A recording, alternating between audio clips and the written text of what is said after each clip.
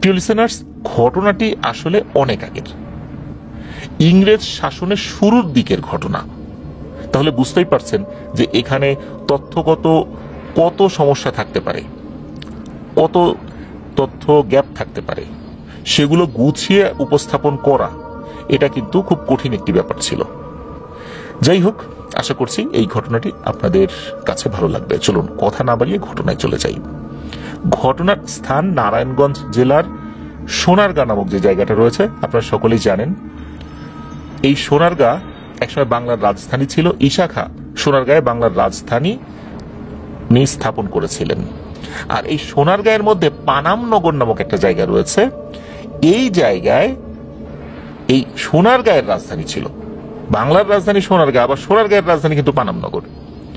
পানামনগরে কিন্তু এখনো সেই প্রাচীনকালের অনেক ঘরবাড়ি দেখা যায়। বাংলার 12 ভূঁইয়ারা এই এলাকায় বসবাস করতেন। 10 বর্গ কিলোমিটার এলাকা জুড়ে এই পানামনগর। ওখানে আরো কয়েকটা নগর রয়েছে, যেমন বড়নগর, খাসনগর। 15 শতকে ঈশা খাঁ বাংলার প্রথম রাজধানী সোনারগাঁ এখানে স্থাপন করেন। সুলতানি আমলে এই পানাম ছিল সোনারগাঁয়ের রাজধানী। তো ওখানে অনেকেই তো বসবাস করতেন। যখন ব্রিটিশ পিরিয়ডটা শুরু হলো, তখন আস্তে আস্তে সেখানকার যেই জাঁকজমক অবস্থা সেটা কমতে শুরু করলো। আমি ওই জায়গা নিয়ে বেশ কিছু তথ্য সংগ্রহ করেছি।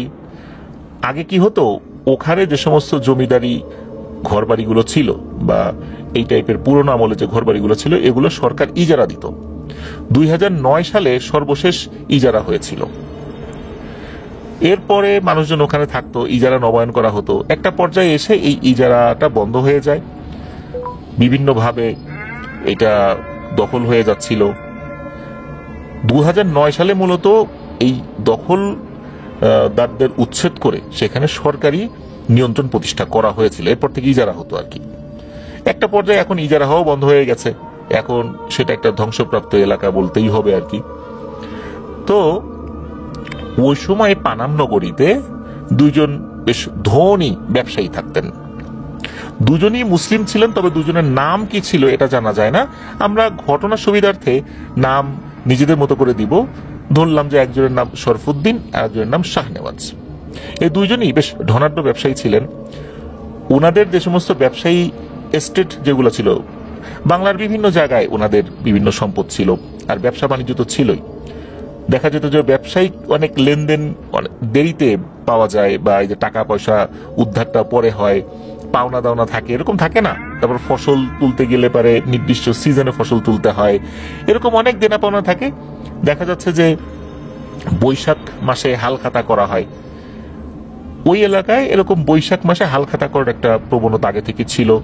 সকলের কাছে বেশ ভালো টাকা পয়সা উঠতো, বিভিন্ন বকেয়াগুলো উঠতো। তখন এক একজন এক এক রকম ভাবে বিনোদনের আয়োজন করতেন। কেউ যাত্রাপালার আয়োজন করতেন, কেউ লাঠি খেলার আয়োজন করতেন, কেউ কুস্তি খেলার আয়োজন করতেন। তো এই যে শরফুদ্দিন এবং শাহনেওয়াজ, এই দুইজনের সাথে অনেক আন্তরিক সম্পর্ক না থাকলেও মোটামুটি একটা ভালো সম্পর্ক ছিল। যেহেতু ওনাদের ঘর বাড়ি কাছাকাছি জায়গায় ছিল, মোটামুটি একটা আন্তরিকপূর্ণ সম্পর্ক তাদের দুজনের মধ্যে বিদ্যমান ছিল। পারিবারিক পর্যায়ে ওরকম সম্পর্ক ছিল না, জাস্ট খালি দুজনের মধ্যে একটা সম্পর্ক ছিল। তো দুইজন পরামর্শক্রমে সিদ্ধান্ত নিলেন যে এবার দুজন মিলে একটা কুস্তি খেলার আয়োজন করবেন। উনি একজন বড় কুস্তিগিরকে নিয়ে আসবেন, মানে শরফুদ্দিন একজন কুস্তিগিরকে নিয়ে আসবেন, আর শাহনেওয়াজ একজন কুস্তিগিরকে নিয়ে আসবেন। এই দুইজনের মধ্যে কুস্তি খেলা হবে। ভালো কথা, সবাই বেশ উৎসুক হয়ে অপেক্ষা করছে সেই দিনের জন্য। সেই দিন চলেও আসে, ওনারা কুস্তি খেলার আয়োজন করেন। এই শরফুদ্দিন যিনি, উনি আসলে যাকে নিয়ে আসছিলেন, উনি ছিলেন মোটামুটি মানে মধ্যম গড়নের একজন কুস্তিগির। কিন্তু শাহনেওয়াজ সাহেব, উনি যাকে নিয়ে আসছিলেন, মানে যিনি কুস্তিগির আসছিলেন আর কি শাহনেওয়াজ সাহেবের পক্ষে, যাকে ভাড়া করে নিয়ে আসা হয়েছে, সে ছিল বেশ উঁচা লম্বা সুঠাম দেখি একজন কুস্তিগির। সকলে ধরেই নিয়েছিলেন যে এই শাহনেওয়াজ সাহেবের যে কুস্তিগির অনেক উঁচা লম্বা যিনি, তিনি জয়লাভ করবেন। কিন্তু সকলকে অবাক করে দিয়ে দেখা গেল ওই যে মধ্যম গড়নের হালকা পাতলা যে কুস্তিগির, উনি জিতে গিয়েছেন। তো উনি যখন জিতে গিয়েছেন, সবাই তো হই হুল্লোড় শুরু করে দিয়েছে। কেউ আবার অতি আগ্রহে তীর্যক কথাবার্তা বলা শুরু করেছে। শাহনেওয়াজ সাহেবকে লক্ষ্য করে কথা বলা শুরু করেছে, আর ওই কুস্তিগিরকে লক্ষ্য করে কথা বলা শুরু করেছে। শাহনেওয়াজ সাহেব ওই কুস্তিগিরকে বলছে, কি মিয়া, তুমি এইরকম একটা পালোয়ান গোছের কুস্তিগির, ওই রকম 2-3টাকে তো তুমি ধরাশায়ী করতে পারো, তুমি কেন তোমার থেকে কম ওজনের, কম উচ্চতার, কম গড়নের একজন কুস্তিগিরের কাছে হেরে গেলা? মান সম্মান আমার থাকলো কিছু? ওই কুস্তিগির বলেন যে আসলে এই যে কুস্তিগিরের সাথে উনি লড়তে আসছেন, সে নিঃসন্দেহে সেও একজন ভালো কুস্তিগির, সে অনেক কলা কৌশল জানে, যেটা তার আসলে ওইভাবে জানা নাই, এখনো জানা নাই। আর তার যিনি ওস্তাদ, বিশেষ করে এই যে যিনি বিজয়ী হয়েছেন, তার ওস্তাদ নিশ্চয়ই আরো অনেক কলা কৌশল জানেন, যেটা তাকে শিখিয়েছেন। যখনই তাকে হিট করেছে, শরীরে এমন কিছু জায়গায় হিট করেছে, যে সমস্ত জায়গায় হিট করার নিয়ম নাই, ওই জায়গা ছাড়াই, মানে যে সমস্ত জায়গায় হিট করা যায়, এমন এমন কিছু জায়গায় এমন ভাবে হিট করেছেন, তাতে ওই কুস্তিগির ধরাশায়ী হয়ে যান, তাকে নিচে ফেলে দিতে সক্ষম হন। এগুলো বলেছেন যে ও আসলে এমন এমন জায়গায় আঘাত করেছে, এই সমস্ত জায়গায় আঘাত আমি আগেও পেয়েছি, কিন্তু কখনো এরকম দুর্বল হইনি, আজকে কেন জানি দুর্বল হয়ে গেছি। যাই হোক, এখন উনি বলেন যে জীবনে আমি কখনো হারি নাই, তা তো না, হারছি জিতছি, হার জিত থাকেই, এটা নিয়ে আমার অত আক্ষেপ নাই। আপনি যদি আমার পারিশ্রমিক দিতে না চান, আমার কোনো আপত্তি নেই। এরপর ওই যে যিনি কুস্তিগির, যিনি জিতে যান আর কি, আর যিনি হেরে যান, দুজনই বেশ আন্তরিকতাপূর্ণ পরিবেশে গল্পগুজব করেন। ওই যে বড় কুস্তিগির যিনি, তিনি ওই একটু কম গড়নের যে কুস্তিগির, তাকে অনেক শুভেচ্ছা জানান যে তুমি অনেক ভালো কুস্তি পারো, ভবিষ্যৎ তোমার অনেক ভালো। তো দুজনের মধ্যে কিন্তু বেশ ভালো একটা সম্পর্ক হয়ে যায়। কিন্তু সমস্যাটা দেখা দিল কি, এই যে শাহনেওয়াজ এবং শরফুদ্দিনের মাঝে, এই শরফুদ্দিন সাহেব উনিও অতি উৎসাহে এই শাহনেওয়াজ সাহেবকে লক্ষ্য করে কিছু তির্যক বাক্য ছুড়ে দেন, কিছু হেয় প্রতিপন্ন করা শব্দ উনি উচ্চারণ করেন। অন্যান্য 8-10টা সাধারণ জনগণ যেভাবে অতি উৎসাহী হয়ে কটু কথা বলছে, মজা করছে, ফান করছে, উনিও তাদের সাথে তাল মিলিয়ে কিছু কটু কথা উনাকে বলে বসেন, মজা করে। তাকে যে মন থেকে আঘাত করার জন্য বলেছেন বিষয়টা এরকম না, মজা করে বলেছেন। তবে শাহনেওয়াজ সাহেব শরফুদ্দিনের মুখে এই ধরনের কথা আসলে আশা করেন নাই। উনি সকলের সামনে বেশ অপমানিত বোধ করেন। উনি সেখানে আর কোনো কথাবার্তা না বলে চলে যান। এভাবে এই জিনিসটা শেষ হয়ে যায়। এরপরে দিন যায়, সপ্তাহ যায়, মাস যায়, সবকিছু স্বাভাবিক। বৈশাখ মাস যেতে যেতে একটা সময় শীতকালও চলে আসে। মানুষ ভুলে যায় এই কথাগুলো, কেন এরকম কুস্তি তো হয়ই বিভিন্ন জায়গায়, লাঠি খেলা, কুস্তি খেলা হয়, এক পক্ষ তো জিতবে, এক পক্ষ হারবে, এটাই তো খেলার নিয়ম। তো মানুষের তো এগুলো মনে রাখার কোনো কারণ নেই।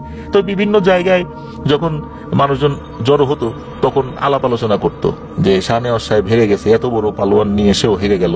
তো এইগুলো আবার কি করতো, এই কিছু লোকজন, এই লোকজন আবার শাহনেওয়াজ সাহেবের কানের কাছে গিয়ে বলতো যে জনাব, এই যে এই লোকগুলা না, এই টাইপের কথা বলতেইছে। এই বিষয়গুলো আস্তে আস্তে শাহনেওয়াজ সাহেবকে আরো ক্ষুব্ধ করে তোলে। উনি মনে কষ্ট পেলেও ভুলে যাচ্ছিলেন, কিন্তু উনি দেখলেন যে লোকজন এটা তাকে ভুলতে দিচ্ছে না, বারবার তার ওই কাটা ঘায়ে নুনের ছিটা দিচ্ছে। এরপর কিছু লোকজন লক্ষ্য করলেন যে এই যে শাহনেওয়াজ সাহেবের যে বাড়ি, এই বাড়িতে গেরুয়া পোশাক পরা তান্ত্রিক গোছের এক লোকের আগমন শুরু হয়েছে। শাহনেওয়াজ সাহেব তো মুসলিম পরিবারে ছিলেন, তার বাসায় একটা তান্ত্রিক আসা যাওয়া করছে, সন্ন্যাসী গোছের লোক। বিষয়টা আসলে স্বাভাবিক না। উনি যদি হিন্দু পরিবারের সদস্য হতেন বা হিন্দু সম্প্রদায়ের লোক হতেন, তাহলে বিষয়টা স্বাভাবিকভাবে মেনে নেওয়া যেত। তো এই লোকটা কেন আসে? যখন আসে, এরপরে দেখা যাচ্ছে যে 15 দিন পর আবার আসে, তারপর চলে যায়, আবার 1 মাস পরে আসে, এরকম হচ্ছে। মনে হচ্ছে বিশেষ কোন একটা কাজে আসে, কিন্তু কি কাজে আসে এটা বাইরের লোকজন বুঝতে পারে না। শীতের যখন শেষ, হয়তোবা তখন মার্চের শুরু বা ফেব্রুয়ারির শেষ দিকে, এমন একটা সময় আনুমানিক হবে আর কি। তো এমনই এক সকালবেলা এই শরফুদ্দিন সাহেবের একমাত্র যুবক ছেলে সকালবেলা ফজরের নামাজ পড়ার জন্য সে ওঠে। প্রতিদিনই সে ওঠে, ওই পরিবারে এই কালচারটা ছিল, প্রতিদিন ফজরের নামাজের সময় সবাই উঠে পড়বেন। বাড়ির যারা পরিবারের সদস্য আছেন আর বাড়িতে যারা কাজ করেন সবাই উঠে পড়েন, এটা ওই পরিবারের একটা কালচার। দেখা গেল সবাই উঠেছে, ওই বাড়িতেই একটা জামাত হতো। বাড়ির যারা মালিক পরিবার, মানে মালিক যারা আছেন তারা এবং যারা কাজের লোক ছিলেন, সকলে মিলে একটা জামাত করতেন। ফজর, জোহর, আসর, মাগরিব, এশা। কারণ ওখানে অনেক দূরে মসজিদ ছিল, তো ওই সময়ের প্রেক্ষাপটে আর কি। তো যার কারণে বিভিন্ন সময় আসা যাওয়া করাটা কষ্ট হতো। আবার বাড়িতে যারা পাহারাদাররা ছিলেন তারা যদি নামাজের জন্য অন্য জায়গায় চলে যেতেন, তাহলে আবার চোর টোর আসতে পারতো। অনেক ধরনের ব্যাপার স্যাপার ছিল আর কি। এই জন্য বাড়িতেই একটা জামাত হতো লোকজনদেরকে নিয়ে। তো জামাতে সবাই আসছে, একজন উপস্থিত নাই, সেটা হচ্ছে এই শরফুদ্দিন সাহেবের ছেলে। শরফুদ্দিন সাহেব দেখলেন যে তার ছেলে তো নাই। তো একজনকে বললেন যে এই দেখো তো, ওকে একটু ডাক দাও, ও তো আমার আগে চলে আসে, হয়তো বা ঘুম একটু বেশি হয়ে গেছে, উঠতে পারে, ডাক দাও। তো উনি গিয়ে ডাকাডাকি করেন, বেশ অনেকক্ষণ ডাকাডাকি করেন, কোনো সারা শব্দ নেই। তখন এই শরফুদ্দিন সাহেব বললেন, আচ্ছা ঠিক আছে, ও কি অসুস্থ কিনা তা তো বুঝতে পারছি না, আচ্ছা আমরা নামাজটা শেষ করি, তারপর আমি দেখছি। ওনারা ওনাদের মতো করে সকলে জামাতে নামাজ আদায় করে ফেলেন। নামাজ আদায়ের পর শরফুদ্দিন সাহেব তার ছেলের ঘরে গিয়ে ডাকাডাকি করেন। ঘরটা ভেতর থেকে বন্ধ ছিল, উনি অনেকক্ষণ ডাকাডাকি করছেন। শরফুদ্দিন সাহেবের স্ত্রী আসেন, তিনি ডাকাডাকি করছেন, এভাবে অনেকক্ষণ ডাকাডাকি হচ্ছে। জানালা দিয়ে দেখছেন তার ছেলে ঘুমায় আছে, শ্বাস প্রশ্বাস চলছে, সবই ঠিক আছে, কিন্তু সে ঘুম থেকে ওঠে না। এরপর বিভিন্ন কলা কৌশল প্রয়োগ করা হয়। জানালা দিয়ে একটা লাঠি ঢুকিয়ে দেওয়া হয়, তার শরীরে টাচ করা হয়, খোঁচা দেওয়া হয়, অনেকভাবে চেষ্টা করা হয়। এমনকি কৌশলে জানালা দিয়ে পানিও ছুড়ে দেওয়া হয়, কিন্তু না, তার ছেলে ঘুম থেকে ওঠে না, কোনোভাবেই উঠছে না। এই বিষয়টা তখন সকলের আতঙ্ক সৃষ্টি করে ফেললো সকলের মনের মধ্যে। কি ব্যাপার, ঘুম থেকে ওঠে না কেন? এমনটা তো হওয়ার কথা না আসলে। দরজা ভেঙে ফেলা হয়। দরজা ভাঙার পর আবার ডাকাডাকি, এটা সেটা, কিন্তু না, সে ঘুম থেকে আর ওঠে না। তখন পরিবারে কান্নার রোল পড়ে যায়। ঘটনা কি? নিশ্চয়ই এমন কোন একটা বিপদ হয়েছে যার কারণে তার ঘুম ভাঙছে না। ওই সময়ে সোনারগাঁ এলাকায় বড় বড় যে হেকিম কবিরাজ ছিলেন তাদেরকে নিয়ে আসা হয়। ওনারা দেখেন, ওনারা দেখে বলেন যে সে তো জীবিত আছে, ঘুমাচ্ছে, কিন্তু ঘুম ভাঙছে না কেন, এটা তো বোঝা যাচ্ছে না। বেশ কিছু হুজুর ডেকে নিয়ে আসা হয় যারা রাকি রুকিয়া করতে পারেন, তারা ঝাড়ফুঁক করেন, কিন্তু না, কোনো লাভ নাই। যারা রাকি আসছেন ওনারাও বুঝতে পারছেন না যে এটা আসলে কি হয়েছে। ওনারা বারবার বলছেন যে এখানে আসলে কোনো জিনের উপস্থিতি নাই, মনে হচ্ছে এটা তার শারীরিক কোনো সমস্যা। আপনারা হেকিম কবিরাজ দেখেন, এদিকে হেকিম কবিরাজ এই বিষয়ে কিছু বলতে পারেন না। এইভাবে ওই দিন তো গিয়েছেই, এরপর আরো বেশ কয়েকদিন চলে যায়, কিন্তু ওই ছেলের ঘুম আর ভাঙে না। একটা সময় হইল কি যে একজন লোক, মানে সুফি সাধক সন্ন্যাসী গোছের কিছু লোক থাকে না, ওই সময়ে এরকম কিছু লোক ধর্ম প্রচারের জন্য বিভিন্ন জায়গায় ঘুরে বেড়াতেন। এক জায়গায় ওনারা খুব বেশি দিন থাকতেন না, ধর্ম প্রচারের জন্য এক জায়গা থেকে আরেক জায়গায় ঘুরে বেড়াতেন। যেখানে তাদের মৃত্যু হতো ওখানেই তাদের কবর হতো। তাদের অনেক জায়গায় এরকম মাজার হয়ে যেত, যেটা এখনো বিভিন্ন জায়গায় রয়েছে।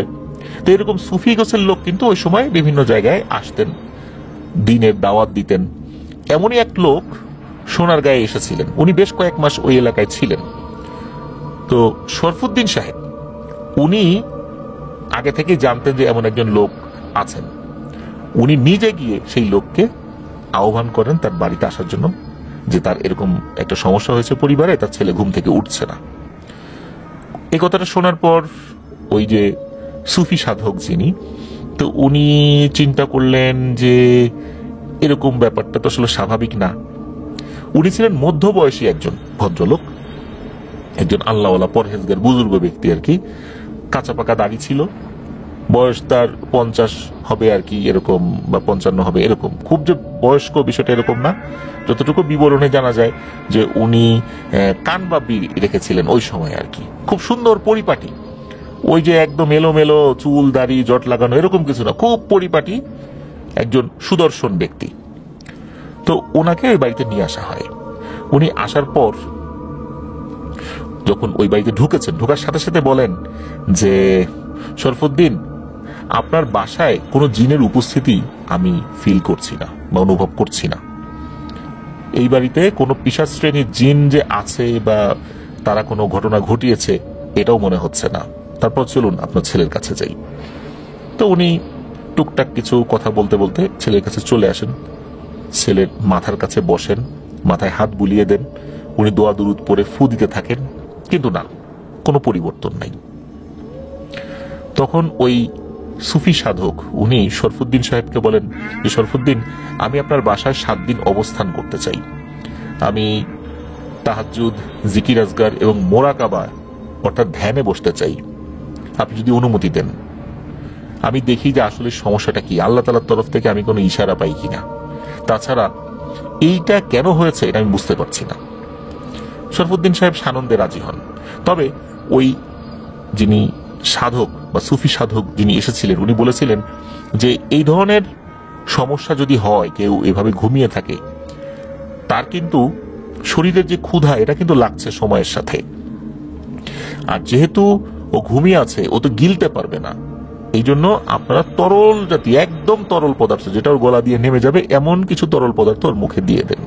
বিশেষ করে ডাবের পানি উনি খাওয়াতে বলেছিলেন। ডাবের পানি খেলে শরীরের বেশ কিছু ঘাটতি পূরণ হবে। একদম তরল জাতীয় কিছু খাবার তখন খাওয়ানো শুরু হয়। এদিকে 1 দিন যায়, 2 দিন যায়। বলা হয়েছিল যে উনি নিজের থেকে যতক্ষণ কিছু না বলবেন ততক্ষণ যেন ওনারা কেউ জিজ্ঞাসা না করেন। ওনার জন্য একটা আলাদা ঘর দেওয়া হয়েছিল, যেটা ওই যে ছেলেটা ঘুমিয়েছিল আর কি, তার পাশেই। তো এভাবে উনি কিন্তু ওনার মতো করে জিকির আজগার করছেন, মুরাকাবায় বসেছেন, তাহাজ্জুদ পড়ছেন, অন্যান্য ওয়াক্তীয় নামাজ তো আছেই। ওয়াক্তীয় নামাজগুলো ওনাদের বাসায় যে জামাত হতো সেই জামাতে উনি শরীক হতেন। এছাড়া অন্যান্য সময়ে উনি ওনার জন্য যে বরাদ্দ রুমটা ছিল সেখানে চলে যেতেন। 7 দিন পর উনি অত্যন্ত বিমর্ষভাবে, মানে বিমর্ষ চেহারায় এই শরফুদ্দিন সাহেবের সাথে কথা বলেন। তো তার এই বিমর্ষ চেহারা দেখেই শরফুদ্দিন সাহেব বুঝেছিলেন যে বিষয়টা খুব জটিল। উনি নিজে থেকেই, এই যে সাধক যিনি, উনি নিজে থেকেই বলছেন যে, শরফুদ্দিন সাহেব, আমি 7 দিন মোরাকাবায় বসেছি। প্রথম দিন আমি যেটা অনুভব করেছি, আজ 7ম দিনও সেই একই জিনিস অনুভব করেছি। সেটা হচ্ছে এখানে পিশাচ শ্রেণীর কোনো জিনের কারসাজি নেই। দ্বিতীয় কথা, আমি যখন এটা সমাধানের জন্য চেষ্টা করছিলাম, আল্লাহ তাআলার কাছ থেকে ইশারা আসে কিনা সেটা বোঝার জন্য আমি চেষ্টা করছিলাম। তাহাজ্জুদের নামাজ পড়ে আমি আল্লাহর কাছে দোয়া করছিলাম, ইস্তেখারা করছিলাম। বারবার শুধু একজনের চেহারাই আমার চোখের সামনে ভেসে উঠছে, সেটা হচ্ছে আমার যিনি ওস্তাদ তার চেহারা। আমার কাছে মনে হয়েছে যে আল্লাহ তাআলা আমাকে দেখানোর চেষ্টা করছেন যে আমার ওস্তাদের কাছে গেলে এই বিষয়ের একটা সমাধান উনি দিলেও দিতে পারেন। শুরুর দিকে আমি বুঝতে পারি নাই যে বারবার আমার ওস্তাদের চেহারাটা আমি কেন দেখছি। তো এখন আমি মোটামুটি নিশ্চিত যে আমার ওস্তাদের কাছে আমাকে যেতে হবে।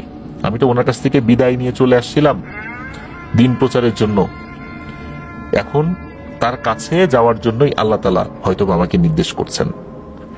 তো আমি তার কাছে যেতে চাই, আপনার কাছ থেকে 1 মাস সময় নিতে চাই। কারণ উনি যেখানে আছেন জায়গাটা বেশ দূরে, আমার যেতেও সময় লাগবে আর আসতেও তো সময় লাগবে। তার সাথে কথা বলবো, উনি কি সমাধান দেন। সর্বোচ্চ 1 মাস। যদি 1 মাসের মধ্যে আমি না আসি, ধরে নেবেন আমার মৃত্যু হয়ে গেছে। কারণ মানুষের হায়াত মৌত সব আল্লাহর হাতে। মানুষের মৃত্যু কোথায় হবে কেউ তো বলতে পারে না। আর এর মধ্যে আমি অবশ্যই ফিরে আসবো ইনশাল্লাহ, যদি আমি বেঁচে থাকি।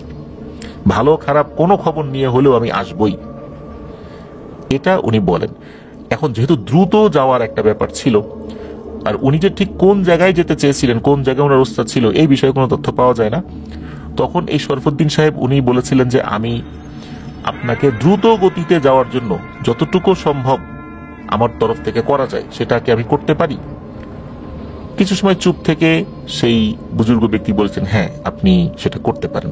তখন উনি খুব দ্রুত গতির একটা ঘোড়ার ব্যবস্থা করে দিয়েছিলেন। ওনার যাওয়া আসার জন্য কিছু খরচ উনি দিয়ে দিয়েছিলেন, যদিও বা উনি নিতে চান নাই, কারণ উনি পায়ে হেঁটে এক জায়গা থেকে আরেক জায়গায় যেতে অভ্যস্ত আর কি। তারপরও যেহেতু একটা সমস্যা হয়ে গেছে, এই জন্য উনি রাজি হয়েছিলেন। উনি ঘোড়া নিয়ে চলে যান। 1 সপ্তাহেরও একটু বেশি সময় পর, হয়তো বা 10 দিনের মাথায় ওই বুজুর্গ ব্যক্তি ফেরত আসেন। আর এর মধ্যে বুজুর্গ ব্যক্তি যে ধরনের ট্রিটমেন্টগুলো দিয়ে গিয়েছিলেন ওই ছেলেটার জন্য, পরিবার থেকে এই কাজগুলো করা হচ্ছিল। 10 দিন এইভাবে কিন্তু সে ঘুমাচ্ছেই, এই ছেলেটা এইভাবে ঘুমাচ্ছে। 7 দিন তো উনি সাধনা করলেন, তারপর 10 দিন, এরকম 17, 18, 19 দিন বা এরকম 20 দিনের কাছাকাছি এরকমই চলছে। তো এই বুজুর্গ ব্যক্তি ফেরত আসেন। ফেরত আসার পর উনি এক ভয়ঙ্কর ঘটনা বর্ণনা করেন। উনি এসে বলেন যে আমি যেই তথ্যটা নিয়ে এসেছি সেটা জানলে আপনারা খুব ভয় পেয়ে যাবেন। আমি বুঝতে পেরেছি যে আসলে কি ভয়ঙ্কর একটা ঘটনা এই ছেলেটার সাথে ঘটে গেছে। একটা নিরীহ নিষ্পাপ একটা ছেলের সাথে এরকম একটা ঘটনা ঘটবে এটা আসলে আশা করা যায় না। কিন্তু শরফুদ্দিন সাহেব, আপনাকে কোরআন ছুঁয়ে আমাকে এবং আমার সামনে প্রতিজ্ঞা করতে হবে যে আমি যেই কথাগুলো বলবো এ কথা শোনার পর আপনি প্রতিশোধ গ্রহণ করবেন না। এইটা তো আসলে শরফুদ্দিন সাহেব মেনে নিতে চান না। বলতে আমার ছেলের সাথে কেউ এরকম ঘটনা ঘটাবে আর আমি প্রতিশোধ নেব না? শরীয়ত কি সেই প্রতিশোধ নিতে আমাকে অধিকার দেয়নি? তখন ওই বুজুর্গ ব্যক্তি বলেন, হ্যাঁ দিয়েছেন, আল্লাহ তাআলা দিয়েছেন। আপনি হাকিমের কাছে যেতে পারেন এই বিচার নিয়ে, কিন্তু এই বিচারটা এমন একটা বিচার এটা প্রমাণ করা সম্ভব নয়। তাই আপনি ধৈর্য ধরবেন, এটাই আমার ওস্তাদের তরফ থেকে নির্দেশনা দেওয়া হয়েছে এবং বলা হয়েছে যে তুমি কোরআন ছুঁয়ে একটা শপথ করাবা, তিনি যেন প্রতিশোধ গ্রহণ না করেন, তিনি যেন এটার দায়িত্ব আল্লাহর উপর ছেড়ে দেন। এরপর যদি উনি এই শপথ গ্রহণ করেন তাহলেই পরবর্তী পদক্ষেপে যাওয়া যেতে পারে আর কি, মানে পরবর্তী পদক্ষেপ কি হতে পারে এই বিষয়ে আগানো যেতে পারে। এরপর শরফুদ্দিন সাহেব কোরআন ছুঁয়ে সকলের সামনে প্রতিজ্ঞা করেন যে উনি প্রতিশোধ গ্রহণ করবেন না। আল্লাহ সুবহানাহু ওয়া তাআলা যতটুকু করেন, আল্লাহর যে বিচার যেটা হয় সেটাই হবে যিনি এটা করেছেন, কিন্তু উনি নিজের থেকে কোনো প্রতিশোধ গ্রহণ করবেন না। যখন উনি পবিত্র কোরআন ছুঁয়ে এই প্রতিজ্ঞাটা করেন তখন এই যে যিনি বুজুর্গ ব্যক্তি সুফি সাধক উনি একটি ঘটনা বর্ণনা শুরু করেন। উনি বলেন যে শরফুদ্দিন সাহেব, আপনি বেশ কিছুদিন আগে একটি কুস্তি খেলার আয়োজন করেছিলেন। সেই কুস্তি খেলায় আপনার মতোই আরেকজন ধনাঢ্য ব্যবসায়ী সেও অংশগ্রহণ করে তার একজন কুস্তিগিরকে নিয়ে। তার কুস্তিগির তো হেরে যায়। আপনারা অনেক কটু কথা বলেছেন, সে তো এটা সইতে পারেনি। একটা সময় সে ভুলে গিয়েছিল, কিন্তু আশেপাশের লোকজন এটা নিয়ে বিভিন্ন জায়গায় বিভিন্ন কথাবার্তা বলতো, সেগুলো আবার লোকজন এসে তার কানের কাছে বলতো, যার কারণে সে এই বিষয়টা নিয়ে খুব মনে কষ্ট পায়। কিভাবে এর প্রতিশোধ নেওয়া যায় এটার সুযোগ সে বের করতে থাকে। তখন কেউ একজন বুদ্ধি দেয় যে এমন একটা ব্ল্যাক ম্যাজিক করা যায় কিনা যাতে করে এই শরফুদ্দিন সাহেবের একমাত্র ছেলে সে মারা যায়, কিন্তু এই ব্ল্যাক ম্যাজিকটা এমন ভাবে হতে হবে কেউ যেন ঘুণাক্ষরেও বুঝতে না পারে যে এটা কে করেছে, কিভাবে হয়েছে। আর এই পদ্ধতি অত্যন্ত জটিল একটা পদ্ধতি। এই পদ্ধতি প্রাচীন মিশরীয় জাদুবিদ্যা এবং সিন্ধু সভ্যতায় যে জাদুবিদ্যাগুলো ছিল এই জাদুবিদ্যা প্রয়োগ করে এই জটিল এই পদ্ধতিটা প্রয়োগ করা যেতে পারে। সেটা কি? সেটা হচ্ছে এই ছেলেটার আত্মাকে বন্দী করে ফেলতে হবে। দীর্ঘমেয়াদে যদি বন্দী করে ফেলা যায় একটা সময় এই ছেলেটা মারা যাবে, আর মারা যাওয়ার পর তখন কেউ তো বুঝতে পারবে না যে কি হয়েছিল। আর এই পদ্ধতিতে কালো জাদু করা হলে তখন কারো বোঝারই উপায় নেই, আর এভাবেই এই ছেলেটার মৃত্যু হবে, আপনারা কেউ বুঝতে পারবেন না আর কেউ প্রমাণও করতে পারবে না। ওই সুফি সাধক এটাও বলেন যে উনি যখন ওনার ওস্তাদের কাছে গিয়েছেন, ওস্তাদ সব কথা শোনার পর উনিও একই রকম ভাবে মোরাকাবায় বসেছেন, ইস্তেখারা করছেন আল্লাহ তাআলার তরফ থেকে কি নির্দেশনা আসে। টানা কয়েকদিন উনি এরকম আমল করার পর ওনার যেই ছাত্র বা শিষ্য, এই যে যিনি সুফি সাধক যিনি গিয়েছেন আর কি তার ওস্তাদের কাছে, তার ওস্তাদ একটা ঘটনা বলেন। ঘটনাটা যে পরিপূর্ণ বিষয়টা এরকম না, উনিও পরিপূর্ণভাবে বলতে পারেননি। উনি একটা সমাধানের পথ বলেছেন যে এইভাবে এটা হতে পারে। তো উনি বলেছিলেন যে এই যে ছেলেটা ঘুমিয়ে আছে, ওর আত্মাকে বন্দী করা হয়েছে, এই কাজটা কোনো খারাপ জিন করেনি। খুবই ভালো আল্লাহ একজন জিন এই কাজটি করেছে।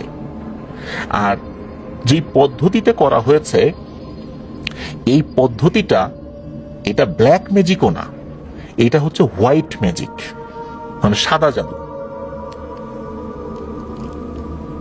ওই যে বুজুর্গ ব্যক্তি উনি হলো অবাক হয়েছেন যে এই রকমের আল্লাহওয়ালা একজন বুজুর্গ জিন কিভাবে এমন একটা কাজ করতে পারে। উনি ব্ল্যাক ম্যাজিক করেন নাই, উনি হোয়াইট ম্যাজিক করেছেন, কিন্তু এটার কার্যকারিতা ব্ল্যাক ম্যাজিকের মতোই। উনি কেন এটা করলেন এইটা ওই ওস্তাদের বোধগম্য হচ্ছেই না, যে তার দ্বারা তো এটা সম্ভব না। উনি কেন এটা করলেন? নিশ্চয়ই এমন কোনো ঘটনা ঘটেছে যাতে উনি করতে বাধ্য হয়েছেন। এখন কি কারণ এটা হয়েছে এটা বলা যায় না, তবে ওই যে উস্তাদ উনি একটি পথ বাতলে দিয়েছেন কিভাবে ওই জিনের সাথে দেখা করা যায়। আর ওই জিনের নাম হচ্ছে আরারাত। মাটির নিচের যে জগৎ, এই জগতের বাদশা উনি। ইংরেজিতে যদি আমরা বলি তাকে বলতে হবে যে দ্য লর্ড অফ আন্ডারওয়ার্ল্ড। তিনি অত্যন্ত প্রতাপশালী একজন বাদশা জিনেদের মধ্যে, এবং তার শক্তির কাছে আশেপাশে দাঁড়ানোর মতো কেউ নাই। তিনি এত প্রতাপশালী, উনি বংশ পরম্পরায় অনেক শক্তিশালী হয়েছেন। আর উনি নাকি সাহাবী জিনদের কাছ থেকেও হাদিস শিক্ষা নিয়েছেন। তাহলে তার দ্বারা এরকম একটা ঘটনা হবে, মানুষের ক্ষতি হবে, এটা তো আশা করা যায় না। এটাতে ওই ওস্তাদজি অবাক হয়েছেন। তখন ওই ওস্তাদজি তার এই শিষ্যকে বলেছেন, এই সুফি সাধককে বলেছেন যে তুমি আরারাতের সাথে দেখা করবা। উনি একটি চিরকুট লিখে দিয়েছেন এবং উনি একটি পদ্ধতি বাতলে দিয়েছেন, যে পদ্ধতিতে ওই আরারাতের সাথে দেখা করা যেতে পারে। তার কাছে গিয়েই দেখা করতে হবে, তাকে হাজির করার কোনো সুযোগ নেই। তাকে হাজির করতে গেলে নিশ্চিত মৃত্যু। কারণ হচ্ছে যে এই ধরনের সম্মানিত জিনদেরকে হাজির করার দুঃসাহস দেখানো ঠিক নয়, যদি না ওনারা নিজে থেকে এসে দেখা দেন। আর এই সুফি সাধকের যিনি ওস্তাদ উনি বলেছিলেন যে আরারাতকে আমার এই মুহূর্তে ডাকাটা ঠিক হবে না, কেননা সে যেই প্রেক্ষাপটে এই ঘটনাটি ঘটিয়েছে এই প্রেক্ষাপটটা না জেনে আমি তাকে ডাকতে পারি না। কি এমন হয়েছে যার প্রেক্ষাপটে তিনি এই কাজটি করেছেন, এই জন্য তার সাথে তুমি দেখা করো। এই তথ্যগুলো দেওয়ার জন্যই এই যে যিনি সুফি সাধক উনি এসেছিলেন এবং ওনার ওস্তাদ একটি চিরকুট লিখেছেন এবং কিছু সময় বলে দিয়েছেন একটা বিশেষ জায়গায় যেতে হবে, একটা পাহাড়ি এলাকায় যেতে হবে। তবে উনি বলেছিলেন যে এটা বাংলাদেশের কোন একটা পাহাড়ি এলাকার নাম বলেছিলেন, নির্দিষ্ট করে বলা যায় না, তবে এতটুকু বলা যায় এটা সিলেট বা চট্টগ্রাম অঞ্চলের কোন একটা পাহাড়ি এলাকায় যেতে হবে, এতটুকু বলেছিলেন। ওখানকার একটা বিশেষ জায়গার নাম বলেছিলেন, এটা কোন জায়গায় এটা আসলে এত বছর পরে সেটা নিশ্চিতভাবে বলা যায় না। তো যাই হোক, এরপর ওখান থেকে উনি রওনা দেন যে আমি যাব সেখানে।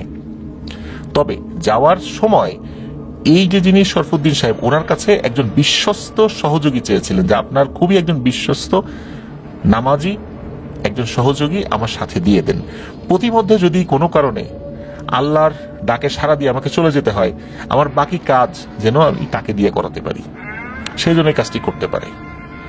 তখন উনি ওনার পরিচিত লোকদের মধ্যে খোঁজ খবর নেওয়া শুরু করেন। অল্প সময়ের মধ্যেই একজন টকবগে যুবককে উনি মনোনীত করেন যে একে আপনি নিয়ে যান। তো সেই যুবকের সাথে সেই সুফি সাধক রওনা হন। দুজন দুটো ঘোড়ায় চড়ে রওনা দেন। ওই সময় তো ঘোড়ায় চড়ে যাওয়া ছাড়া কোনো উপায় ছিল না।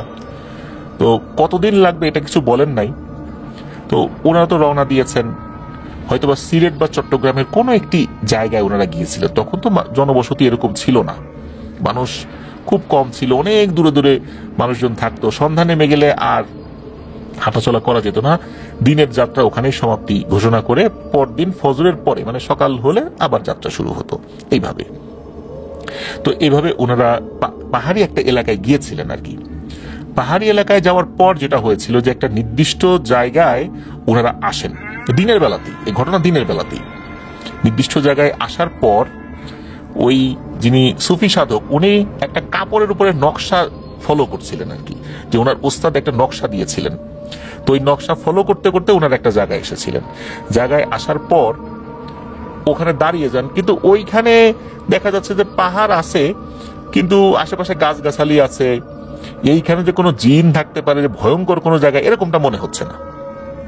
কিন্তু এই জায়গায় এই নকশাটার সমাপ্তি, এতটুকু বুঝতে পেরেছিলেন। এখন উনি কি করবেন বুঝতে পারছিলেন না, যে এখানে তো কোনো কিছু মনে হচ্ছে না। উনি অপেক্ষা করবেন, রাতের বেলা এখানেই থাকবেন, কিন্তু এখানে কি হতে পারে আসলে ওনার ওই সময়ের প্রেক্ষাপটে বোধগম্য হচ্ছিল না। এরকম চিন্তা করছেন, ওনার সাথে যে ছেলেটা আসছে তার সাথে আলোচনা করছেন যে এখন কি করি, রাত্রে এখানে অবস্থান করি, রাতের বেলা যদি কোনো কিছু হয়, কেউ আসে, তখন দেখা যাবে। তো ততক্ষণ পর্যন্ত তার অপেক্ষা করা লাগে নাই। হঠাৎ করে দেখা গেল একটা ছোট্ট বানরের বাচ্চা লাফিয়ে লাফিয়ে কোত্থেকে যেন চলে আসছে। তো বানরের বাচ্চা সামনে এসে বানরের যেই স্বভাব লাফালাফি করা, দুষ্টুমি করা, এমনটা করলো না। সে এসেই দু পায়ে দাঁড়িয়ে এই দুইজনকে হাত উঁচু করে সালাম দিল। সালাম দিয়েই, ইশারা করে সালাম দিল আর কি, সালাম দিয়ে এক হাত সামনে এগিয়ে দিয়েছে। তো বানরের বাচ্চার এই আচরণ দেখে ওই যে যুবক ছেলেটা গিয়েছে সে বেশ অবাক হয়েছে। বানর সাধারণত দলবদ্ধভাবে থাকে, আর বাচ্চা বানর তার মায়ের সাথে বা বাবার সাথে থাকে, এরকম একা একা কিন্তু থাকে না। কিন্তু এরকম ছোট্ট একটা বাচ্চা বানর লাফিয়ে লাফিয়ে কোত্থেকে আসলো দলছুট হয়ে, বিষয়টা তাকে খুব অবাক করে। ওই বানর বাচ্চা যখন হাত এগিয়ে দেয় তখন কিন্তু ওই সুফি সাধক বুঝতে পেরেছিলেন সে আসলে কি চাচ্ছে। তার ওস্তাদ যে চিরকুটটা দিয়েছিলেন সেই চিরকুটটা তখন ওই বানরের হাতে দেয়। ওই বানরটা কি করলো, হাতের সামনে নিয়ে জাস্ট খালি একটু দেখলো, দেখার পর চিরকুটটা আবার ওই সুফি সাধকের হাতে দিয়ে দিল। এরপর বানরটা লাফিয়ে লাফিয়ে কোথায় যেন চলে গেল। 5 থেকে 10 মিনিটের মধ্যে আবার সে ফেরত আসলো। ফেরত আসার পর ইশারা দিল যে তার সাথে সাথে যেতে হবে। তার সাথে সাথে হয়তো 5 মিনিট পথ তারা এগিয়েছেন। আসার পরে মনে হলো যে একটা বড় পাথরের কাছে এসে তারা দাঁড়িয়ে গেলেন। এরপর কি হলো, ওই বানরটা ওই পাথরের উপরে বারবার হাত দিয়ে একটা ধাক্কা দেওয়ার মতো চেষ্টা করছে, মানে হাত দিয়ে তার উপরে থাবা দিচ্ছে বা চড় দিচ্ছে পাথরের উপর, এরকম এরকম শব্দ হচ্ছে, হালকা শব্দ। হঠাৎ করে কি হলো, ওই পাথরের উপরে মনে হলো একটা দরজা ছিল, যেটা বাইরে থেকে বোঝা যায় না, সেটা খুলে গেল। ভেতর অন্ধকার, একদম অন্ধকার। তখন ওই যে বানরের বাচ্চাটা সে ইশারা করে, হাত দিয়ে ইশারা করে তাদের দুজনকে ঢুকে যেতে। তাদের কাছে যে ঘোড়াটা ছিল, ঘোড়াটা এখানে রেখে ভেতরে ঢুকে যেতে। তখন এই যে যিনি সুফি সাধক, উনি এই যে যুবক ছেলেটাকে বললেন যে বাবা তুমি এখানে অবস্থান করো, ঘোড়াগুলোর দেখাশোনা করো, এখন আর তোমার যাওয়ার অনুমতি নাই, এখন আমাকেই যেতে হবে, কারণ এই পথটা খুব ভয়ঙ্কর। আমার ওস্তাদ বলে দিয়েছিলেন যে যখন ওই জগতে যেতে হবে, ওই জগতে যেন আমি একাই যাই, এমনটাই অনুমতি আছে, তোমাকে নিয়ে গেলে তোমার বিপদ হতে পারে। তখন ওই যুবক ওখানে অবস্থান করেন। এরপর ওই সুফি সাধক ওই অন্ধকারের ভিতরে ঢুকে যান। অন্ধকারে ঢোকার পরপরই চারদিকে অন্ধকার, মানে ভেতরে আলোর কিচ্ছু নাই, ওই দরজাটাও বন্ধ হয়ে যায়। হঠাৎ করে ভেতর থেকে মনে হলো কেউ খুব মৃদু স্বরে সালাম দিল, আসসালামু আলাইকুম বলে। তারপর ওই জিনিসটা বলল যে জনাব আপনি আমার সাথে সাথে এগিয়ে আসুন, আপনি অন্ধকারে পা ফেলুন, কোথাও হোঁচট খাবেন না, কোথাও বাধাগ্রস্ত হবেন না, আপনি আসুন আমার সাথে। তো অন্ধকারে এভাবে হাঁটছেন, হাঁটতে হাঁটতে হঠাৎ করে একটা জায়গায় এসে ওনার চোখ ধাঁধিয়ে যায়। উনি দেখেন সামনে বিশাল এক জগৎ, এর ভিতরে বিশাল বিশাল পাহাড় রয়েছে, গাছপালা রয়েছে, পাহাড়ের গায়ে বিভিন্ন ঘরবাড়ি রয়েছে, মানুষের আকৃতির বিভিন্ন অবয়ব হেঁটে বেড়াচ্ছে। সেখানে অনেক আলোয় আলোকিত, কিন্তু আলোর উৎস কি, ওখানে কি সূর্য থেকে আলো আসছে না কোথা থেকে আলো আসছে সেটা বোঝা যাচ্ছে না, কিন্তু অনেক আলো রয়েছে চতুর্দিকে। এরপর একটা অবয়ব তার কাছে আসে, দেখতে মানুষের মতোই, কিন্তু মাথাটা শরীরের থেকে স্বাভাবিক যেরকম থাকা উচিত মাথার সাইজটা মনে হচ্ছে এর থেকে একটু বড়, চোখগুলো বেশ বড় বড়, হাত পা গুলো বড় বড়, নখগুলো বড় বড়। মানে হঠাৎ করে দেখলে একটু ভয় লাগবে, কিন্তু ভয়ে যে মানুষ অজ্ঞান হয়ে যাবে বিষয়টা এরকম না। এরকম অবয়ব একজন আসে, এসে আবার তাকে সালাম দিয়ে বলেন যে আপনি আমাদের মেহমান, আসুন, আপনার বিষয়ে আমরা জেনেছি, আপনার প্রবেশের অনুমতি আছে, আপনি আমার সাথে আসুন। এরপর তার সাথে উনি হাঁটতে থাকেন, হাঁটতে হাঁটতে বিশাল একটা প্রাসাদ দেখতে পান। সেই প্রাসাদের ভেতরে তাকে নিয়ে যাওয়া হয়। নিয়ে যাওয়ার পর দেখা গেল বিশাল একটা সিংহাসনের উপরে একজন ব্যক্তি বসে আছেন।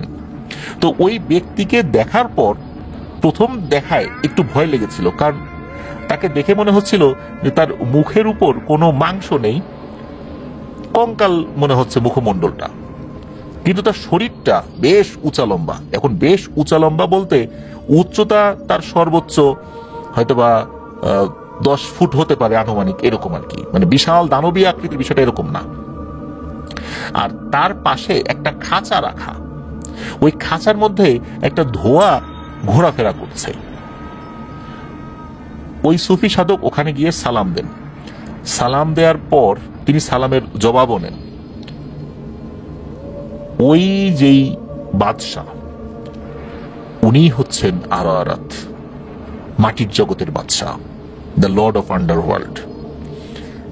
তখন ওই আরারাত উনি বলেন, নিজের পরিচয় দেন, আমি আরারাত, এই মাটির জগতের বাদশাহ। তুমি এখানে আসছো কেন আমাকে বলো। আমার মন ভালো নেই, আমি খুব বিমর্ষ, আমি খুব চিন্তিত, আমি খুব অপরাধ বোধে আক্রান্ত, আমার বিবেক বারবার দংশিত হচ্ছে। তোমার সাথে কথা বলার মতো মানসিক অবস্থা আমার নাই। সাধারণত তোমার মতো লোক যারা এখানে পর্যন্ত আসতে পারে, তাদের সামনে আমরা অত্যন্ত খুব সুরতে দেখা দিয়ে থাকি। তুমি এখন যেটা দেখছো এটা আমার নিজের সুরত। তোমার সামনে খুব সুরতে দেখা দেওয়ার মতো মানসিকতা আমার নাই। তা না হলে আমার এই সুরতে তোমার সামনে এসে তোমার মনের মধ্যে আতঙ্ক সৃষ্টি করার বিন্দুমাত্র ইচ্ছা আমার ছিল না, কিন্তু এখন আমার সেই অবস্থাটা নাই। তুমি কে, কেন আসছো, আমাকে বিস্তারিত বলো, যদিও বা আমি আগে থেকেই কিছুটা অবগত হয়েছি। তারপর তোমার মুখ থেকে শুনতে চাই, কিন্তু তার আগে আরেকটা বিষয় বলো, তোমার সাজারা বলো। এই সাজারা জিনিসটা কি? সাজারা হচ্ছে, আরবিতে সাজারা শব্দের অর্থ হচ্ছে গাছ। সাধারণত এই ধরনের সাজারা শব্দটা যদি কোনো বুজুর্গ ব্যক্তিরা ব্যবহার করেন, তাহলে বুঝতে হবে যে তার ওস্তাদ, তার ওস্তাদ, তার ওস্তাদ কে ছিলেন। অনেক সময় হাদিসের সনদ যেটা, যে যিনি হাদিস বর্ণনা করছেন তিনি কার কাছ থেকে শুনেছেন, তিনি কার কাছ থেকে শুনেছেন, তিনি কার কাছ থেকে শুনেছেন, এইটা হতে হতে রাসূল সাল্লাল্লাহু আলাইহি সাল্লাম পর্যন্ত যেতে হবে। তো এই সাজারা, এই শব্দটা বলার উদ্দেশ্য হচ্ছে যে তোমার ওস্তাদকে, তার ওস্তাদকে, তার ওস্তাদকে, এরকম শুনতে শুনতে শেষ পর্যন্ত উনি শুনতে চাচ্ছেন যে এই বিষয়টা, এই এলেমের ধারাবাহিকতাটা উনি বলতে পারেন কিনা। তখন ওই সুফি সাধক উনি ওনার সাজারাটা বলতে থাকেন যে ওনার ওস্তাদের নাম কি, তার ওস্তাদের নাম কি, তার ওস্তাদের নাম কি। এরকম বলতে বলতে একটা জায়গায় যখন চলে আসে, তখন হঠাৎ করে ওই আরারাত বলে ওঠেন, থামো। থামো শব্দটা বলার সাথে সাথে উনি একটু ভয় পেয়ে যান। আর ওই যে আরারাত, উনি ওনার সিংহাসন থেকে উঠে দাঁড়ান, উঠে দাঁড়িয়ে কাছাকাছি চলে আসেন এই সুফি সাধকের। তখন ওই আরারাত বলেন, তুমি তোমার ওস্তাদের নামের মধ্যে এমন একজন ব্যক্তির নাম এই মুহূর্তে বলে ফেলেছ যিনি আমারও ওস্তাদ, আর উনি হচ্ছেন তোমার ওস্তাজুল আসাতিজা, মানে ওস্তাদেরও ওস্তাদ, আর এই ব্যক্তি আমারও ওস্তাদ। সুতরাং এই জন্যই আমি তোমার কাছে প্রশ্ন করলাম যে তোমার সাজারা বল, এলেমের সাজারা। তুমি ঠিক এলেমটাই অর্জন করেছ, তোমার কাছে আমি আমার কথাগুলো বলতে পারি, আমি বুঝতে পেরেছি তুমি কেন আসছো। এরপর ওই আরারাত একটা খাঁচা দেখিয়ে বলে, তুমি এর জন্য আসছো তো? তুমি এটাই জানতে চাচ্ছ যে একে আমি কেন বন্দি করেছি, কি অপরাধে বন্দি করেছি? না, আমি কোনো অপরাধে বন্দি করি নাই। আমি একজন দুর্বল বাবা হিসাবে আমি একে বন্দি করেছি। শুনতে চাও কেন আমি বন্দি করেছি? তাহলে শোনো। এরপর আরারাত বলতে থাকেন এক রোমহর্ষক ঘটনা। আরারাত বলতে থাকেন যে কিছুদিন আগে ওনার ছেলে, একমাত্র ছেলে, সে ওমরা হজ করতে যাবে। যেহেতু তারা বিভিন্ন সময় সাম্রাজ্য বিস্তারের কারণে বিভিন্ন গোষ্ঠীর সাথে যুদ্ধে বিগ্রহে লিপ্ত থাকে, এই জন্য দেখা যায় তারা বাইরে কোথাও যাওয়ার সময় একটা ভালো মানের সিকিউরিটি নিয়ে তারা বের হন। তো আরারাতের যিনি ছেলে, তিনি যখন ওমরা হজ করতে যাবেন তখন একটা নির্দিষ্ট জায়গা পর্যন্ত সিকিউরিটি দিয়ে একটা যোদ্ধা গ্রুপ সাথে দিয়ে পাঠিয়ে দেওয়া হয়। কিন্তু হজের নিয়ম কি? হজের নিয়ম হচ্ছে যিনি ওমরা বাঁধবেন এরপর কিন্তু কোন ধরনের জীব হত্যা, অস্ত্র ধারণ করা এগুলো কিন্তু নিষেধ। তিনি কোনো জীব হত্যা করতে পারবেন না। ওনারা একটা নির্দিষ্ট জায়গা পর্যন্ত যাওয়ার পর এই দলটাকে ওখানে অবস্থান করতে বলেন, যে আপনারা অবস্থান করেন, এখন আমরা সম্পূর্ণ সিকিউরিটি ছাড়াই বিনা অস্ত্রে আমরা এখন প্রবেশ করব। এইটা নাকি সৌদি আরবের খুব কাছাকাছি একটা জায়গায় এসে ওই গ্রুপটাকে ওখানেই রেখে ওই আরারাতের ছেলে সহ ওই ছেলের যারা হজের যারা সফর সঙ্গী জিনরা ছিলেন তারা চলে যান হজ করার জন্য। তো হজ করে ওনারা ফেরতও আসেন। ফেরত আসার পথেই হয় বিপত্তি। কারণ হচ্ছে ফেরত আসার পথে ওনারা একটা জায়গায় আসেন, জায়গায় আসার পর একটা ছোট্ট বাচ্চা জিনের সাথে দেখা হয়। বাচ্চা জিনটা কোরআন তেলাওয়াত করছিলেন। আর আরারাতের ছেলে, তারও ইচ্ছা ছিল তিনি কোরআনে হাফেজ হবেন, কিন্তু কোনো কারণে হতে পারেন নাই। তো ওই বাচ্চা জিনের সাথে গল্প গুজব করছেন, তারপরে কিছু ফলমূল ওই বাচ্চা জিনকে উপহার দেন। বাচ্চা জিনের মা বাবার সাথেও দেখা হয়। এর মধ্যে কি হয়, হঠাৎ করে তাদেরই পরিচিত একটা জিন, যোদ্ধা জিন, যারা ওই এলাকার বাইরে অবস্থান করছিল, ওইখানেই তাদের আসার কথা ছিল, যে আপনারা হজ করে এখানেই আসবেন, এখান থেকে আপনাদেরকে আবার সিকিউরিটি দিয়ে আমরা নিয়ে যাব। তো ওইখানে তাদের পরিচিত একটা জিন চলে আসে। আসার পরে সালাম দিয়ে বলেন যে আপনারা এইখানে না, এইখান থেকে আর একটা জায়গায় যেতে হবে, ওইখানেই মূলত আমাদের যারা যোদ্ধা জিনেরা তারা অপেক্ষা করছে। কিন্তু আরারাতের ছেলে বলেছিলেন যে এইখানে তো আসার কথা, বা তোমাদের তো এখানেই থাকার কথা, ওখানে কেন গেলে? তখন ওনারা নাকি, বিশেষ করে যিনি বার্তাবাহক যিনি এসেছিলেন, উনি বলেছেন যে আসলে এটা তো আমাদের এলাকা না, বেশ কয়েকদিন এখানে আমরা অবস্থান করেছি, এখানে যারা আছে এই এলাকার যিনি বাদশাহ বলেছিলেন যে আমাদের আর একটা পাশে গিয়ে আপনাদের জন্য অপেক্ষা করতে, এই জন্যই মূলত আমরা সরে গিয়েছি। ওই জিনের কথা সরলভাবে বিশ্বাস করে আরারাতের ছেলে এবং তার সফর সঙ্গী যে হাজি জিনেরা রয়েছেন তারা ওখান থেকে ওই বাচ্চার কাছ থেকে বিদায় নিয়ে যেতে থাকেন। যখন ওনারা ওই জায়গাতে গিয়েছেন, ওই সফর সঙ্গী যারা জিনেরা ছিল তার সাথে যখন গিয়েছেন, তখন দেখা গেল যে ভয়ঙ্কর একটা দৃশ্য। মূলত ওই জায়গাতে তাদের অপরিচিত, সম্পূর্ণ অপরিচিত পিশাচ শ্রেণীর একদল জিন হাতে অস্ত্র নিয়ে দাঁড়িয়ে আছে এবং কোনো কথা ছাড়াই তাদের উপর আক্রমণ করে বসে। যেহেতু তারা নিরস্ত্র ছিলেন, হজ করতে গিয়েছেন অস্ত্র ছাড়া, আর তাদের সিকিউরিটিরাও এখানে ছিল না, ওই সময় তাদের মৃত্যুবরণ করা ছাড়া, শহীদ হওয়া ছাড়া কোনো উপায় ছিল না। শুধু আঘাত করা হয় নাই এই আরারাতের ছেলেকে, তাকে বন্দী করে। আর ইতোমধ্যে একটা খবর হয়ে যায়, সেটা হচ্ছে যে ওই যে যেই জিনেদের যে দলটা তারা আরেক জায়গায় অপেক্ষা করছিল, তারা দেরি দেখে এগিয়ে আসে। এগিয়ে আসার পরে ছোট্ট বাচ্চাটাকে জিজ্ঞেস করে যে বাবু, এখানে একদল হাজি জিনের আসার কথা দেখেছ? তখন ওই বাচ্চা জিন বলে, হ্যাঁ, তারা তো এখানেই ছিল, আমার সাথে কথা বললো, হঠাৎ করে একজন এসে বলল যে আর একটা জায়গায় তাদের আর এক দল অপেক্ষা করছে, তাদেরকে তো ওইদিকে নিয়ে গেল। যখনই এটা বলেছে তখনই ওই দলটা বুঝতে পেরেছে নিশ্চয়ই কোন একটা বিপদ। তারা সাথে সাথে ছড়িয়ে পড়েছে কোথায় কোথায় নিয়ে গেল। তারা যখন ওই জায়গাটাতে গিয়েছে ততক্ষণে আরারাতের ছেলেকে বন্দি করে ফেলেছে, বন্দি করে নিয়ে যাচ্ছে। আর ওই সময়ে অন্য জিনেদেরকে শহীদ করে ফেলা হয়, শুধু একজন জিন কোনো মতে আহত অবস্থায় কিছু সময় বেঁচে ছিলেন। তখন ওই জিন বলে যে তোমাদের দলেরই একজন জিন বা আমাদের দলেরই একজন জিন ধোঁকা দিয়ে আমাদেরকে ওখানে নিয়ে গেছে। তখন বোঝা গেল যে ওই দলেরই একজন বিশ্বাসঘাতকতা করেছিল, নিশ্চয়ই কোনো একটা কারণে বিশ্বাসঘাতকতা করে ভুল পথে তাদেরকে নিয়ে গেছে, যেখানে আগে থেকে ওত পেতে থাকা দুষ্টু জিনেরা অপেক্ষা করছিল। এরপর ওনারা আরারাতের যে ছেলে তাকে মানে উদ্ধার করতে পারেন নাই, তাকে বন্দি করে নিয়ে চলে যাওয়া হয়। আরারাত বলেন যে তার ছেলেকে বন্দি করে এমন একটা জায়গায় রাখা হয়েছে, সমুদ্রের তলদেশে একটা জায়গায়, এই জায়গায় রাখা হয়েছে, সেটা খুবই গভীর একটা জায়গা, এটা বঙ্গোপসাগরের সবচেয়ে গভীরতম একটা জায়গা।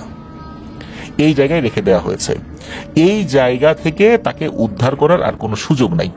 এই জায়গায় তাকে বন্দি করার পর জিনেদের একটা দল নাকি এই আরারাতের সাথে এসে দেখা করে বলে যে তোমার ছেলেকে ফেরত দেওয়া হবে, শুধু একটাই শর্ত, সোনারগাঁ এলাকার শরফুদ্দিন সাহেবের ছেলের মানে ঘুমানোর পর তার আত্মাটাকে বন্দি করতে হবে।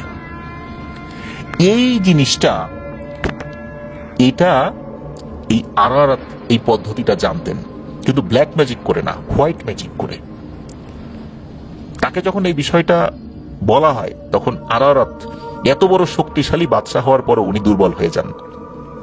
ওই দুষ্টু জিনেদের কাছে উনি নতি স্বীকার করতে বাধ্য হন এবং বলা হয় যে তুমি একে বন্দি করবা, বন্দি করার পর তারপর তোমার ছেলেকে মুক্তি দেব। আরারাত উনি শুরুতে রাজি না হলেও আরারাতের মায়ের কারণে, মানে কান্নাকাটির কারণে শেষ পর্যন্ত উনি বাধ্য হয়েছিলেন রাজি হতে। কিন্তু উনি এই কাজটি করেছেন, এটা সত্য। কাজটি করার পর ওনার বিবেকের দংশন ওনাকে কুরে কুরে খাচ্ছে, যেটা আমি কি করলাম, আমার ছেলেকে বাঁচানোর জন্য এক ইনসানের ছেলেকে এইভাবে আমি কষ্ট দিচ্ছি, পুরো পরিবারকে কষ্ট দিচ্ছি, এরা আল্লাহর কাছে যদি ফরিয়াদ করে তাহলে আমার কি অবস্থা হবে। এই পৃথিবীর বাদশাহী তো সাময়িক, আল্লাহ যে কোনো সময় সবকিছু কেড়ে নিতে পারেন, কিন্তু আল্লাহর কাছে আমি কিভাবে দাঁড়াবো। উনি এই বিবেকের দংশনেই অস্থির হয়ে যাচ্ছেন, এই অপরাধ বোধ ওনার কাজ করছে। তখন এই বিষয়টা যখন খুলে বলেছেন ওই সুফি সাধকের কাছে, সুফি সাধক সবকিছু শোনেন এবং শোনার পর উনি বলছেন যে তাহলে কেন আপনার ছেলেকে উদ্ধারের চেষ্টা করছেন না। তখন ওই সুফি সাধকের কাছে আরারাত বলেন, আমার ছেলেকে উদ্ধার করার জন্য যেই ধরনের শর্ত রয়েছে, এই শর্তগুলো আসলে আমার পক্ষে করা সম্ভব নয়। কারণ হচ্ছে আমার ছেলেকে সমুদ্রের যেই জায়গাতে বন্দি করে রাখা হয়েছে, ওই জায়গায় শুধু সেই জিনেরাই যেতে পারবে যেই জিনেদের সাথে আমার কোনো আনুগত্যের সম্পর্ক নাই, আমার কোনো আত্মীয়তার সম্পর্ক নাই। তার অর্থ হচ্ছে ওনার সাম্রাজ্যের অধীনে থাকা কোনো জিন ওখানে যেতে পারবে না, ওনার কোনো আত্মীয় জিনও যেতে পারবে না। আবার এমন কোন জিনকে যেতে হবে যে হচ্ছে নাবালক, যার বয়স খুবই কম। কিন্তু সমুদ্রের ওই গভীরতায় কোন নাবালক জিন গিয়ে মৃত্যুবরণ করার সম্ভাবনাই খুব বেশি, কারণ ওখানে অনেক বিপদ রয়েছে। আর কোন নাবালক জিনকে তার মা বাবা কখনোই পাঠাতে চাইবেন, আর ওখানে মানুষের পৌঁছানো অসম্ভব ব্যাপার। কোনোভাবেই কোনো জিনও মানুষকে ওখানে নিয়ে যেতে পারবে না। এখন এটা সমাধান কি? এটা তো বলছে যে এটার সমাধান যে কি এটা আমি জানি না, তুমি তোমার ওস্তাদের কাছে গিয়ে এই বিষয়ে বলো এটা সমাধান কি, এটা সমাধান কি হতে পারে। উনি যদি বলেন যে এটার সমাধান আছে, আমরা চেষ্টা করব যে আমার সন্তানকে উদ্ধার করার জন্য। আর তুমি যেহেতু এই পর্যন্ত চলে আসছো, আমার সন্তান বাঁচুক মরুক তাতে আমার কিছু আসে যায় না। আল্লাহ যেহেতু তোমাকে এই পর্যন্ত নিয়ে আসার তৌফিক দান করেছে, তার মানে হচ্ছে যে আল্লাহ আমাকে সিগন্যাল দিলেন, সংকেত দিলেন যে হে আরারাত, তোমার কাছে আমি বার্তাবাহক পাঠিয়েছিলাম, এরপরও তুমি মানুষকে কষ্ট দিয়েছ, তুমি ছাড়ো নাই তাকে, সুতরাং তুমি অপরাধী। আল্লাহর কাছে আমি কি জবাব দেব? যেহেতু তুমি এ পর্যন্ত চলে আসছো, আমি কথা দিচ্ছি শরফুদ্দিনের ছেলের এই আত্মাটাকে মুক্তি দিয়ে দেব আমি ইনশাআল্লাহ। কিন্তু আমার ছেলের মুক্তির জন্য তোমরা চেষ্টা করো। আমার ছেলে মুক্তি পাক না পাক আমি একে ছেড়ে দিব, আমি কথা দিলাম। এরপর ওই সুফি সাধক উনিও বলেন, আমিও কথা দিলাম হে আরারাত, আপনার ছেলের মুক্তির যে পথ, এই পথটা আমি বাতলে আপনার কাছে ইনশাল্লাহ আমি সংবাদ দিব, সে যত কষ্টই হোক।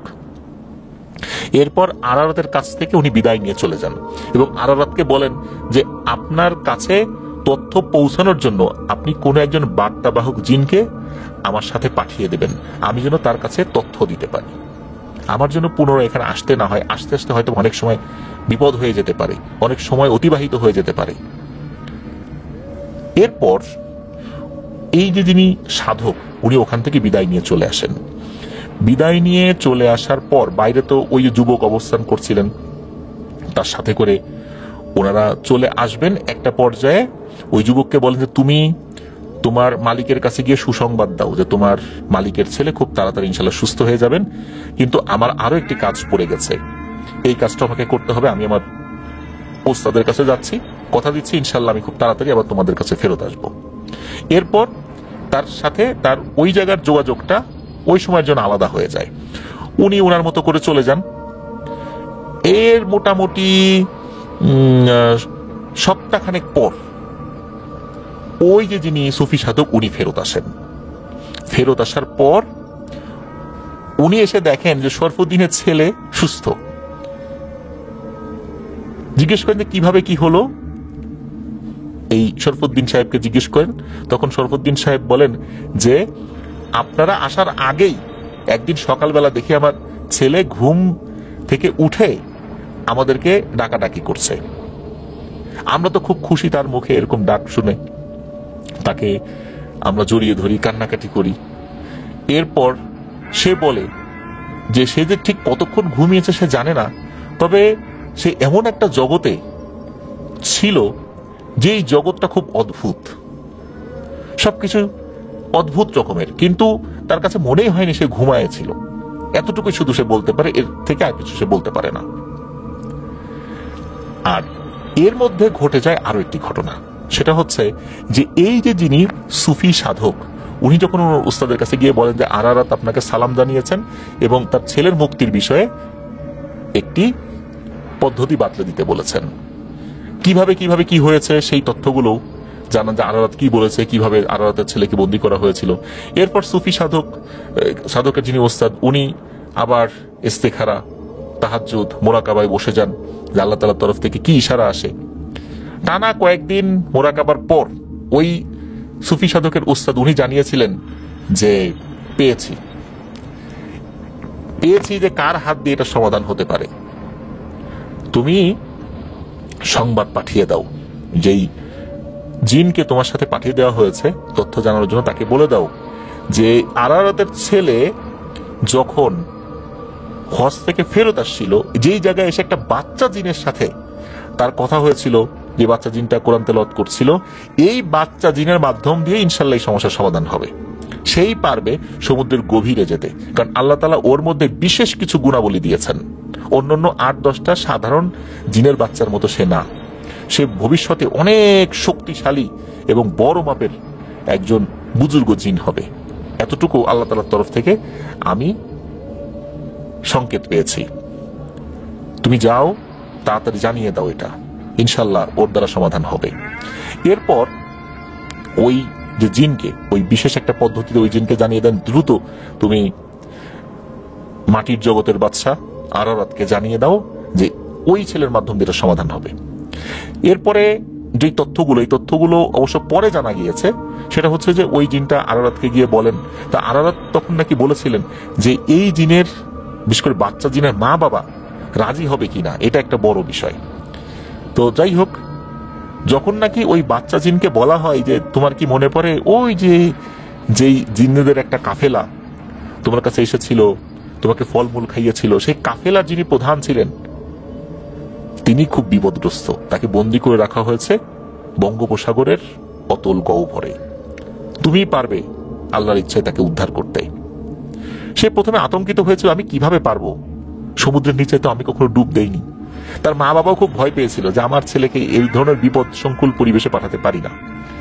পরে নাকি যখন দেখা গেল এই ছোট বাচ্চাটাই হঠাৎ করে আগ্রহী হয়ে গেল, না যেহেতু বড় আল্লাহওয়ালা ব্যক্তিরা বলেছেন যে আমি এটা পারবো, আল্লাহ তাআলার তরফ থেকেও নাকি এরকমই ইচ্ছা, তা ইনশাল্লাহ আমি যাব, আল্লাহ আমাকে হেফাজত করবেন, পৃথিবীর কোনো খারাপ শক্তি নেই যে আমার কোনো ক্ষতি করতে পারে। মা বাবা রাজি না হলেও শেষ পর্যন্ত নাকি এই বাচ্চাটাই কোন পদ্ধতিতে আসলে সমুদ্রের ওই জায়গা থেকে তুলে নিয়ে এসেছিলেন এটা জানা যায় না। তবে এতটুকু জানা যায় যে ওই জায়গাটার নাম বলা হয় নাইবাম। নাইবাম, এটা আমি পরবর্তীতে তথ্য নিয়ে জানি প্রিয় লিসেনার্স, এটা হচ্ছে সোয়াচ অফ নো গ্রাউন্ড, বঙ্গোপসাগরের সবচেয়ে গভীরতম স্থান। অনেকেই নাকি এটাকে নাইবাম বলে, অনেকে এটা বলে, কারণ ওইখানে কোনো তল পাওয়া যায় না, এই জন্য অনেকে নাইবাম বলে। তো এই নাইবাম নামক স্থানে এই আরারাতের ছেলেকে বন্দী করে রাখা হয়েছিল। এই ছেলেটা কোন পদ্ধতিতে ওটাকে তুলে নিয়ে আসছে, কি কি ধরনের বাধা বিঘ্ন সে অতিক্রম করে গিয়েছে বা বাধা বিঘ্ন সে ফেস করেছিল কিনা, এই বিষয়ে কোনো তথ্য পাওয়া যায় না। সে এই আরারাতের ছেলেকে একটা কাচের বোতলে বন্দী করা অবস্থায় নাকি সে পেয়েছিল। সে উদ্ধার করে নিয়ে আসে, নিয়ে আসার পর সাথে সাথেই সমুদ্রের উপরে ওঠার পর এটা খুলে দেওয়া হয়। খুলে দেওয়ার পর আরারাতের ছেলে মুক্ত হয়ে যায়। মুক্ত অবস্থাতে সে বাবার কাছে ফেরত আসে। ফেরত আসার পর তখন এই যে এই ব্যাপারগুলো তো আসলে সব তো তাদের জানাই। তবে তার যে সফর সঙ্গী হাজি জিনেরা, তারা একজন বাদে সকলেই শহীদ হয়েছিলেন। একজন খুব মর্মান্তিক অবস্থায় তাকে উদ্ধার করা হয়েছিল। তো এরপরে আরো একটি ঘটনা যেটা ওই সুফি সাধকের মাধ্যম দিয়ে জানা গিয়েছিল, সেটা হচ্ছে যেই তান্ত্রিককে এই শাহনেওয়াজ সাহেব ডেকে নিয়ে এসে বিভিন্ন কলা কৌশলের প্রয়োগ করে ওই তান্ত্রিক কি করেছিল, কিছু দুষ্টু পিশাচদেরকে দিয়ে এই আরারাতের ছেলেকে বন্দী করেছিল। কথা ছিল যে 21টা নরবলি ওই তান্ত্রিক দেবে, প্রতি পূর্ণিমা এবং প্রতি অমাবস্যায় একটা করে, এইভাবে 21টা পর্যন্ত দিতে হবে। যদি কোনোভাবে 11টা পর্যন্ত দিয়ে ফেলতো, মানে অর্ধেকেরও বেশি হয়ে যেত, 11টা বলি দিয়ে ফেলতো, তাহলে কোনোভাবে এটা সমাধান হতো না। ওই ছেলেকে আর কখনোই উদ্ধার করা যেত না, মানে আরারাতের ছেলেকে উদ্ধার করা যেত না। কিন্তু সে মাত্র কয়েকটি নরবলি এই সময়ের মধ্যে দিতে সক্ষম হয়েছিল। এর মধ্যে মাত্র কয়েকটা পূর্ণিমা অমাবস্যা চলে গেছে। যাই হোক, যেহেতু সে পারে নাই, এর মধ্যে আরারাতের ছেলে বের হয়ে গেছে, এই কাজটা তো আর হলো না। আর ওই যে দুষ্টু জিনেরা, পিশাচ শ্রেণীর জিনেরা, তারা নিজেদের শক্তি বাড়ানোর জন্য যে 21টা নরবলি চেয়েছিল, এটাও তো আর হলো না। আরারাতের ছেলে তো মুক্তি লাভ করে ফেলেছে। ওদিকে শরফুদ্দিনের ছেলেকেও ছেড়ে দিয়েছে আরারাত। তখন নাকি এই পিশাচ শ্রেণীর জিনেরা ওই তান্ত্রিকের উপর চড়াও হয় এবং তান্ত্রিককে হত্যা করে। কারণ তাদের একটা বড় মাস্টার প্ল্যান ছিল নিজেদের শক্তি বৃদ্ধি করা, সেটাও হয়নি, সবকিছু তছনছ হয়ে গেছে। এই যে শরফুদ্দিন সাহেব, ওনাকে তো শুরুতেই কোরআন ছুঁয়ে শপথ করানো হয়েছিল যে উনি প্রতিশোধ নেবেন না, যার কারণে উনি প্রতিশোধ নেন নাই, আল্লাহর উপর ছেড়ে দিয়েছিলেন। এই ঘটনার বছরখানেকের মধ্যে নাকি ওই শাহনেওয়াজ সাহেবের শরীরে এক ধরনের বসন্ত দেখা দেয়।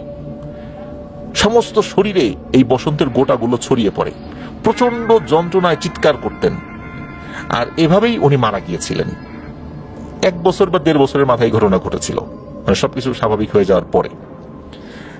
আর এই ঘটনাটা এই শরফুদ্দিন সাহেবের বাড়িতে একজন কাজ করতেন, উনি শুরু থেকেই এই বিষয়টা অবগত ছিলেন। বলতে এই যে হঠাৎ করে এই ঘটনা ঘটে যাওয়া, তারপরে সুফি সাধক যে এসেছেন, তিনি কি বলেছেন, কি হয়েছে না হয়েছে, সব ব্যাপারটা উনি শুনেছিলেন। শুধু উনি না, ওখানে আরো যারা কাজ করতেন তারাও শুনেছিলেন। তবে ওনারা খুবই বিশ্বস্ত ছিলেন, এই বিষয়টা যেন কোনোভাবে শাহনেওয়াজ সাহেবের পরিবার না জানে, এই বিষয়টা যেন আরো ছড়িয়ে না পড়ে, এই বিষয়ে ওনারা খুব সতর্ক ছিলেন। তবে ওনারা যখন ওনাদের পরিবারের সাথে অনেক পরে এই বিষয় নিয়ে আলোচনা করেছিলেন, শাহনেওয়াজ সাহেবের পরিবারও একরকম ধ্বংসই হয়ে গিয়েছিল আল্লাহর গজবে পড়ে। এরপরে এই ঘটনাগুলো আস্তে আস্তে প্রকাশ পায়। এভাবেই মানুষের মুখে মুখে কিছু কিছু বিষয়গুলো চলছিল। আর এইভাবেই সময়ের সাথে সাথে এই ঘটনাটা হারিয়ে যেতে বসেছিল। আপনাদের হরর ওয়ার্ল্ডের মাধ্যমে আমরা যতটুকু তথ্য পেয়েছি সেটা আপনাদের সামনে উপস্থাপন করার চেষ্টা করেছি। প্রিয় লিসেনার্স, দেখুন, মাটির জগতের বাদশা আরারাত, দ্য লর্ড অফ আন্ডারওয়ার্ল্ড, তিনি যেই কাজটি করেছিলেন এটাকে হোয়াইট ম্যাজিক বলে। এটা উনি পারতেন। আত্মাবন্দির যে জাদুটা, এই জিনিসটা সত্য। বেশ কিছু হাদিসে আছে যে মানুষ যখন রাতের বেলা শুয়ে পড়বে তার আগে খাবারের যে পাত্রগুলো এগুলো যেন ঢেকে রাখে। আবার খাবারের পাত্র ঢেকে রাখার আগে আমাদের একটা আদব রয়েছে, বিসমিল্লাহ বলে সেটা ঢেকে রাখতে হবে, তাহলে ওর ভেতরে যদি কোনো আত্মা ঢুকে থাকে সেটা বের হয়ে যাবে। মানুষ ঘুমানোর পরে একটা আত্মা কিন্তু বেরিয়ে যায়, ঘুরে বেড়ায়। এই জন্যই কিন্তু রাসূল সাল্লাল্লাহু আলাইহি সাল্লাম বলেছেন যে ঘুমন্ত অবস্থায় কোনো ব্যক্তিকে ডাকার সময় খুব আলতো করে ডাকতে, কারণ তার আত্মাটা ঘুরে বেড়ায় পৃথিবীর বিভিন্ন প্রান্তে। তার চলে আসতে মানে শরীরে প্রবেশ করতেও কিছুটা সময় লাগে। এই জন্য কাউকে আলতোভাবে ডাকতে হবে যাতে করে এই সময়টা পাওয়া যায়। হঠাৎ করে ডাকলে মানুষের অনেক ক্ষতি হয়ে যেতে পারে, শারীরিক অনেক ক্ষতি হতে পারে। এই জন্য আলতো করে ডাকার নিয়ম, এটা কিন্তু আমরা অনেকেই জানি। আল্লাহ তাআলা আমাদের এই আমলগুলো করার তৌফিক দান করুন। আর এই ঘটনায় প্রিয় লিসেনার্স, আসলে হিরোকে আমাকে বলবেন, আপনাদের কাছে কাকে মনে হয় এই ঘটনায় হিরো? একটি কি সেই সুফি সাধক উনি, সুফি সাধকের ওস্তাদ উনি, নাকি ওই ছোট্ট বাচ্চা বয়সী জিনটা সেই হিরো? আসলে এই ঘটনায় হিরো আপনার কাকে মনে হয়েছে? আপনারা কিন্তু কমেন্ট করতে পারেন আমাদের এই ভিডিওর কমেন্ট সেকশনে। আর আমাদের ফেসবুক পেজ এবং গ্রুপ তো রয়েছে আপনার দ্য হোল ওয়ার্ল্ড নামে, সেখানে গিয়েও আপনারা এই বিষয়ে কমেন্ট করতে পারেন, পোস্ট করতে পারেন। প্রিয় লিসেনার্স, এই ঘটনায় কয়েকজন হিরো আমরা পাই। এককভাবে কাউকে আসলে কৃতিত্ব দেওয়াটা মুশকিল। তারপর আপনাদের কাছে কাকে মনে হয় যে তার অবদান সবচেয়ে বেশি? আপনাদের কাছ থেকে এই মতামতের প্রত্যাশায় আমি থাকব। আরারাতের এই ঘটনাটা নিয়ে আমি যতটুকু সময় ব্যয় করেছি, ইতোপূর্বে কোনো ঘটনায় আমার এত বছরের যেই গল্প বলার যেই ঘটনা মানে গল্প বলার যে অভিজ্ঞতা বা ঘটনা সংগ্রহের যে অভিজ্ঞতার যেই ঝুলি রয়েছে, সেই অভিজ্ঞতা থেকে বলতে পারি যে কোনো একটা ঘটনা এত সময় নিয়ে আমি সংগ্রহ আসলে কখনো করি নাই। এটাই আমার সংগ্রহ করা ঘটনার মধ্যে সবচেয়ে দীর্ঘ সময় নিয়ে সংগ্রহ করা। আমি জানি না যে আপনাদের কাছে ভালো লেগেছে কিনা, যেহেতু এটা অনেক আগের ঘটনা, অনেক তথ্য হয়তোবা মিস হয়ে গেছে। এটা মিস হওয়াটাই স্বাভাবিক। আরো পুঙ্খানুপুঙ্খভাবে বিবরণ দিতে পারলে ভালো লাগতো, ঘটনাটা আরো শ্রুতিমধুর হতো, অনেকের আরো মনের হয়তোবা কিছু প্রশ্নের উত্তর পাওয়া যেত, অনেকের মনের মধ্যে অনেক প্রশ্ন ঘোরাফেরা করবে। কিন্তু যেহেতু অনেক আগের ঘটনা, এই জন্য সব তথ্য উপস্থাপন করা সম্ভব হয়নি। আমাকে যিনি ঘটনা দিয়েছেন তাকেও ধন্যবাদ জানাচ্ছি। প্রিয় লিসেনার্স, আত্মাবন্দির যে ব্যাপারটা, এটা সত্যি জটিল। কালো জাদুর মাধ্যমেও করা যায়, আবার হোয়াইট ম্যাজিকের মাধ্যমেও করা যায়। তবে আলেমরা বলেন যে হোয়াইট ম্যাজিকও এক ধরনের জাদু। এই জাদুটা আপাতত দৃষ্টিতে ভালো মনে হলেও একটা পর্যায়ে এসে এই জাদুর বিভিন্ন জায়গায় দুষ্টু শয়তান বসে থাকে, মানুষকে বিপথে পরিচালিত করতে পারে। এই জন্য খুব সাবধান। হোয়াইট ম্যাজিক এটাও মানুষের পরকালের জন্য ভয়ঙ্কর ক্ষতির কারণ হয়ে যেতে পারে। আরারাত এই জিনটা উনি অনেক শক্তিশালী ছিলেন। উনি এই বিষয়টা জানতেন কিন্তু কখনো প্রয়োগ করতেন না। নিজের সন্তানের এই বিপদে উনি এটা প্রয়োগ করতে বাধ্য হয়েছিলেন, আল্লাহর কাছে তওবাও করেছিলেন উনি। প্রিয় লিসেনার্স, আরারাত হয়তোবা এখনো আছেন, তার ছেলেও হয়তোবা এখনো জীবিত আছেন, কিন্তু কোথায় আছেন, কোন জগতে আছেন, কিভাবে আছেন, এটা আমরা কেউ জানি না। এভাবেই অনেক ঘটনা লোকচক্ষুর অন্তরালে ঘটে যায়, যার তথ্য আমরা কখনোই পাই না, পাবও না। এখন যেই ঘটনাটি আপনাদের সাথে শেয়ার করতে যাচ্ছি, এই ঘটনাটি আমাকে যিনি দিয়েছেন তার নাম মোহাম্মদ মজনু মিয়া। উনি পেশায় একজন অটো চালক। ওনার বাড়ি শরীয়তপুর জেলার নড়িয়া উপজেলার একটি গ্রামে। গ্রামের নামটি উনি আমাকে বললেও নামটি প্রকাশ করতে নিষেধ করেছেন। উনি এবার অমর একুশে বই মেলাতে এসেছিলেন। উনি আমার সাথে দেখা করার পর একটি ঘটনা শেয়ার করেন। মূলত নিজ মুখে আমাকে ঘটনাটি বলবেন, এই জন্যই উনি এসেছিলেন। ঘটনাটি আমি শুনি, কিছু কিছু তথ্য আমি টুকে রাখি। ঘটনাটি শুনে আমার খুব ভালো লাগে। তখনই আমি চিন্তা করেছিলাম যে এবারের ঈদ স্পেশাল এপিসোডে এই ঘটনাটি আমি শেয়ার করতে পারি কিনা। সেই চিন্তা থেকেই মূলত এই ঘটনাটি এখন আপনাদের সামনে উপস্থাপন করব ইনশাল্লাহ। চলুন ঘটনায় চলে যাই। ঘটনাটির সময়কাল 1973 থেকে 75 সালের মধ্যবর্তী কোনো একটা সময় হবে। ঘটনাটি মূলত যার সাথে ঘটে তার নাম মোহাম্মদ আব্দুল লতিফ মন্ডল। এই আব্দুল লতিফ মন্ডল উনি ছিলেন এই যে মজনু মিয়া, যিনি তার দাদার বন্ধু। উনি ওনার দাদার কাছ থেকে শুনেছিলেন, তো দাদার বন্ধু ছিলেন এই আব্দুল লতিফ মন্ডল। আর এই আব্দুল লতিফ মন্ডল উনি কিন্তু গ্রামের খুবই সম্ভ্রান্ত পরিবারের একজন ব্যক্তি ছিলেন, মধ্যবয়সী একজন ভদ্রলোক, গেরস্থ পরিবার, অনেক কৃষি জমি রয়েছে। উনি একটি বিশেষ কাজ করতেন মানুষের অনুরোধের প্রেক্ষিতে, সেটা হচ্ছে উনি সালিশ করতেন।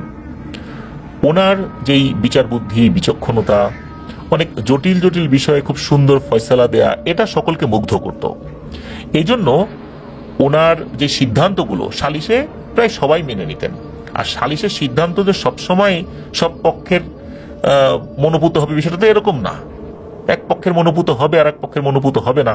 কখনো কখনো এমনও হয়েছে, কিছু ঝামেলাও হয়েছে, কিন্তু তারপরেও উনি নিরপেক্ষ ভূমিকা পালন করতেন। ধর্ম বর্ণ নির্বিশেষে সকলেই ওনার সিদ্ধান্ত মেনে নিতেন। আর এই যে আব্দুল লতিফ মন্ডল, ওনারা বংশ পরম্পরায় এই কাজগুলো করতেন। ওনার বাবা, ওনার দাদা, দাদার বাবা, তারাও এই সালিশগুলো করতেন। বংশ পরম্পরায় ওই যে বিচক্ষণতা, উনি ওনার পূর্বপুরুষদেরকে দেখেছিলেন কিভাবে সালিশগুলো করে, তো এই জিনিসগুলো ওনার মধ্যেও আল্লাহর রহমতে চলে আসছিল। আর তখনকার প্রেক্ষাপটে দেখা যেত যে অনেকেই কিছু কিছু ঝামেলাগুলোতে, বিশেষ করে জমি জমার ঝামেলা, দেওয়ানি মামলাগুলো কিন্তু কোর্টে অনেক দিন ধরে চলে, বছরের পর বছর ধরে চলে, আসা যাওয়া করতে হয়, অনেক টাকা পয়সা খরচ হয়। তারপর আরো কিছু ঝামেলা, যেমন বিয়ে শাদী সংক্রান্ত ঝামেলা, স্বামী স্ত্রীর মধ্যে বনিবনা হচ্ছে না, এরকম কিছু ঝামেলা। আর গ্রামীণ কিছু ছোটখাটো সমস্যা তো থাকেই, প্রতিনিয়তই থাকে। এই সমস্যাগুলো মূলত সালিশের মাধ্যমে সমাধান করতেন। তবে খুন খারাপি বা বড় ধরনের যে অপরাধগুলো, এগুলো সালিশের মাধ্যমে কোনো সমাধান দিতেন না, এগুলো সরাসরি থানাতে পাঠিয়ে দিতেন। তো যাই হোক, উনি একবার একটা সালিশে গেলেন। তো উনি যেই গ্রামে সালিশে যান, ওই গ্রামে দুইটা পাড়া ছিল, একটা হলো হিন্দু পাড়া আর মুসলিম পাড়া। তো হিন্দু পাড়াতে উনি সালিশে যান। ওখানে সালিশে যারা উপস্থিত ছিলেন, হিন্দু পাড়ারই বেশ কিছু সম্মানিত ব্যক্তি, বিশেষ করে ব্রাহ্মণ যারা, তারা ছিলেন। আর ওখানে বিভিন্ন ধর্মের, বলতে বিভিন্ন গোত্রের আর কি, হিন্দুদের মধ্যে তো বিভিন্ন বর্ণ বা গোত্র রয়েছে, তাদের ভাষ্য অনুযায়ী উঁচু, মধ্যম বা নিচু, এরকম কিছু থাকে না, অনেক শ্রেণীর লোকই সেখানে বসবাস করতেন। তো দেখা গেল মূল অভিযোগটা যার বিরুদ্ধে, তিনি হচ্ছেন ওই গ্রামের মন্দিরের পুরোহিত। মানে পুরোহিত যেখানে কিছু কিছু সমস্যার সমাধান করবেন, উল্টো সেই পুরোহিতের বিরুদ্ধেই অভিযোগ এসেছে। আর অভিযোগ যিনি করেছেন, তিনি হচ্ছেন হিন্দু সম্প্রদায়ের মধ্যে শূদ্র যেই বর্ণ রয়েছে, এরকম বর্ণের একজন ব্যক্তি। পুরোহিত তো মানে খুব রেগে মেগে আগুন, যে আমার বিরুদ্ধে নালিশ করেছে এই শূদ্র, তার উপর আবার বিচার করতে আসছে একজন মুসলিম। যদিও বা পুরোহিত এই আব্দুল লতিফ মন্ডলকে চিনতেন, খুব ভালোভাবেই চিনতেন, তাকে উনি সম্মানও করতেন, কিন্তু চিন্তা করেছেন যে একজন শূদ্রের নালিশ শুনে ইনি মুসলিম বিচার করতে আসছেন, বিষয়টা আসলে উনি ওইভাবে মেনে নিতে পারছেন না। ওনার মধ্যে একটা অহংকার বোধ কাজ করছিল। তবে ওই গ্রামে আরো যারা ব্রাহ্মণরা ছিলেন, তারাই কিন্তু মূলত এই আব্দুল লতিফ মন্ডলকে ডেকে নিয়ে এসেছিলেন। তো শুরু থেকেই কিন্তু পুরোহিত একটু মোচড়ামুচড়ি করছিলেন যে তাকে কেন ডেকে আনা হয়েছে। পুরোহিতের মনের মধ্যে একটা ভয় আসলে ছিল, সেটা হচ্ছে উনি জানেন যে এই যে আব্দুল লতিফ মন্ডল, উনি কোনো উঁচু নিচু ভেদাভেদ করেন না, ওনার বিচার একদম নিরপেক্ষ হবে। মূলত এই কারণেই এই আব্দুল লতিফ মন্ডলকে উনি আসলে শুরু থেকেই সহ্য করতে পারছিলেন না। কারণ আব্দুল লতিফ মন্ডল সম্পর্কে ওনার খুব ভালো একটা ধারণা ছিল, খুব ভালো ধারণা ছিল যে আব্দুল লতিফ মন্ডল কেমন মানুষ। যাই হোক, অভিযোগ উত্থাপিত হয়। অভিযোগটা আসলে কি বিষয় ছিল এটা ওইভাবে জানা যায় না, কোন একটা বিষয় হতে পারে, গুরুতর কোনো একটা বিষয় হবে আর কি।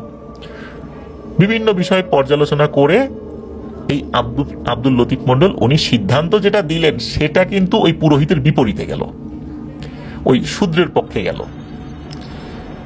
যেই না গেছে সাথে সাথে তো ওই পুরোহিত বলছে মানি না, তুমি এই লোকের কাছ থেকে টাকা খাইছো, এটা সেইটা বলে অভিযোগ করতেছে আব্দুল লতিফ মন্ডলের বিরুদ্ধে। আব্দুল লতিফ মন্ডল বললেন যে দেখো, তুমি অভিযোগ করলে করতে পারো, কিন্তু আমি কেমন লোক সেটা তোমরা খুব ভালো করেই জানো, এই জন্যই এখানকার ব্রাহ্মণরাই আমাকে ডেকে নিয়ে এসেছে, আর আমার এই সিদ্ধান্ত মানতেই হবে এটা আমি বলছি না।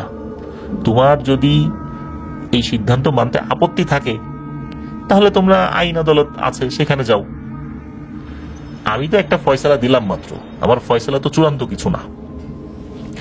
এদিকে ওই যারা ব্রাহ্মণরা আসছিলেন, যারা ডেকে নিয়ে আসছিলেন, তারাও আবার আব্দুল লতিফ মন্ডলকে বলছেন যে দাদা দেখেন, আসলে এ লোক তো পুরোহিত, এখন এর বিপরীতে রায় গেল, এর পক্ষেও তো আরো কিছু লোকজন আছে, না জানি গ্রামে কি একটা ঝামেলা করে এই লোকটাকে আমরা আসলে শুরু থেকে খুব একটা পছন্দ করি না, তারপরেও যেহেতু পুরোহিত সম্মানিত ব্যক্তি, ওনাকেও তো অনেক লোক মানে, আপনি রায়টা একটু মিডিয়াম করে দেন না, একটু মধ্যম পন্থা অবলম্বন করেন। তখন আব্দুল লতিফ মন্ডল বললেন যে দেখেন, আসলে ওনার বিরুদ্ধে যে অভিযোগটা আছে এখানে এর থেকে বেশি করার সুযোগ আছে বলে আমি মনে করি না, আমি বলে গেলাম, এখন সিদ্ধান্ত আপনাদের, আপনারা চাইলে এটা মানতেও পারেন নাও পারেন। তো এটা বলে আব্দুল লতিফ মন্ডল ওখান থেকে বিদায় নিয়ে চলে যান। ওনার রায়ে কিন্তু যারা আসলে নালিশ করেছিলেন তারা কিন্তু ব্যাপক খুশি, তারা চিন্তা করেছেন যে আমরা ন্যায় বিচার পেয়েছি।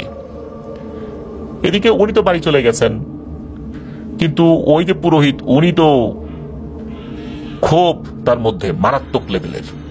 যাই হোক, সিদ্ধান্ত এমন ছিল যে কিছু টাকা পয়সা জরিমানা দিতে হবে আর কি। অভিযোগটা কি সেটা শুরুতেই বললাম যে এটা আসলে জানা যায় না ওই সময় প্রেক্ষাপটে কি ছিল, কিছু টাকা পয়সা জরিমানা দিতে হবে। শেষ পর্যন্ত পুরোহিত জরিমানা দিয়েছিলেন, কথা ছিল 7 দিনের মধ্যে এই জরিমানার টাকাটা দিতে হবে, পুরোহিত দিয়ে দিয়েছিলেন সেটা। তো এরপর সবকিছু স্বাভাবিকভাবে চলছে। হঠাৎ করে কি হয়, এই যে আব্দুল লতিফ মন্ডল, ওনার একটা সমস্যা দেখা দিল। একদিন সকালে ঘুম থেকে উঠে উনি অজু করবেন নামাজ পড়ার জন্য, তো অজু করেছেন, অজু করার পর উনি যেই পাত্রে অজুর পানিটা নিয়েছেন, অজু করার পর যেই অবশিষ্ট পানিটা, এটা উনি খেয়ে ফেলবেন। তো খাওয়ার জন্য যখনই উনি মুখের মধ্যে পানি নিয়ে পানিটা গিলবেন, হঠাৎ করে মনে হলো যে গলার মধ্য থেকে ওই পানিটা কেউ ধাক্কা দিয়ে বাইরে বের করে দিয়েছে। উনি প্রথম অবস্থায় মনে করেছেন হয়তো বা পানি গলায় ঠেকে গিয়েছে, অল্প একটু পানি তো, উনি আর ওটা নিয়ে চিন্তা করেন নাই। ওনার একটু কাশি এসেছিল, এরপর উনি ঘরে ঢুকে মসজিদে নামাজের উদ্দেশ্যে চলে যান। তো এরপর উনি বাড়িতে ফিরে একটু হাঁটাহাঁটি করেন, ওনার যেই গরুগুলো ছিল গোয়ালে সেগুলো উনি মাঠে দিয়ে আসেন, মানে গৃহস্থ বাড়িতে যেই কাজগুলো থাকে আর কি, উনি নিজের কাজ নিজেই অনেক কিছু করতেন। এরপর সকাল সকাল নাস্তা খাওয়ার অভ্যাস ছিল, ফজরের পরপরই বাড়িতে রান্না বাড়া শুরু হয়ে যেত। তো সকালবেলা আলু ভর্তা, ভাজি এরকম কিছু দিয়ে, ডিম ভাজি এরকম কিছু দিয়ে উনি ভাত খেতে বসেছেন। তো ভাত খাওয়ার আগে উনি একটু পানি খাবেন। তো পানি যখন খেতে গিয়েছেন, উনি আর পানি খেতে পারেন না। যখন উনি পানি খাওয়ার চেষ্টা করেন, মনে হয় গলার ভিতর থেকে কেউ চাপ দিয়ে ধরে। উনি বারবার চেষ্টা করছেন, পারেন না। আর যখন উনি পানি বারবার খাওয়ার চেষ্টা করছিলেন, এবার মনে হচ্ছে ওনার গলার ভিতরে এক ধরনের ব্যথা অনুভূত হচ্ছে। উনি চিন্তা করেন, কি ব্যাপার, আমি পানি খেতে পারছি না কেন? উনি তো চিৎকার চেঁচামেচি শুরু করেন, আমি পানি খেতে পারছি না। এদিকে ওনার গলাটাও শুকিয়ে এসেছে, সেই কখন উনি উঠেছেন, এর মাঝখানে পানিটা খান নাই। উপস্থিত সবাই যখন দেখতে পেলেন যে উনি পানি খেতে পারছেন না, পানি গলার কাছে নিলেই বা মুখের মধ্যে নিলেই সে পানিটা বের হয়ে আসছে, কোনোভাবে খেতে পারছেন না, তখন অনেকেই বলেন যে আরে, এর তো জলাতঙ্ক রোগ হয়েছে, মানে হাইড্রোফোবিয়া যেটাকে বলে। এখন জলাতঙ্ক রোগ কিভাবে তার হলো? তাকে তো কোনো কুকুর কামড় দেয়নি, কোনো বেজি এগুলো কামড় দেয়নি, শেয়ালে কামড় দেয়নি, আঁচড়ও দেয়নি।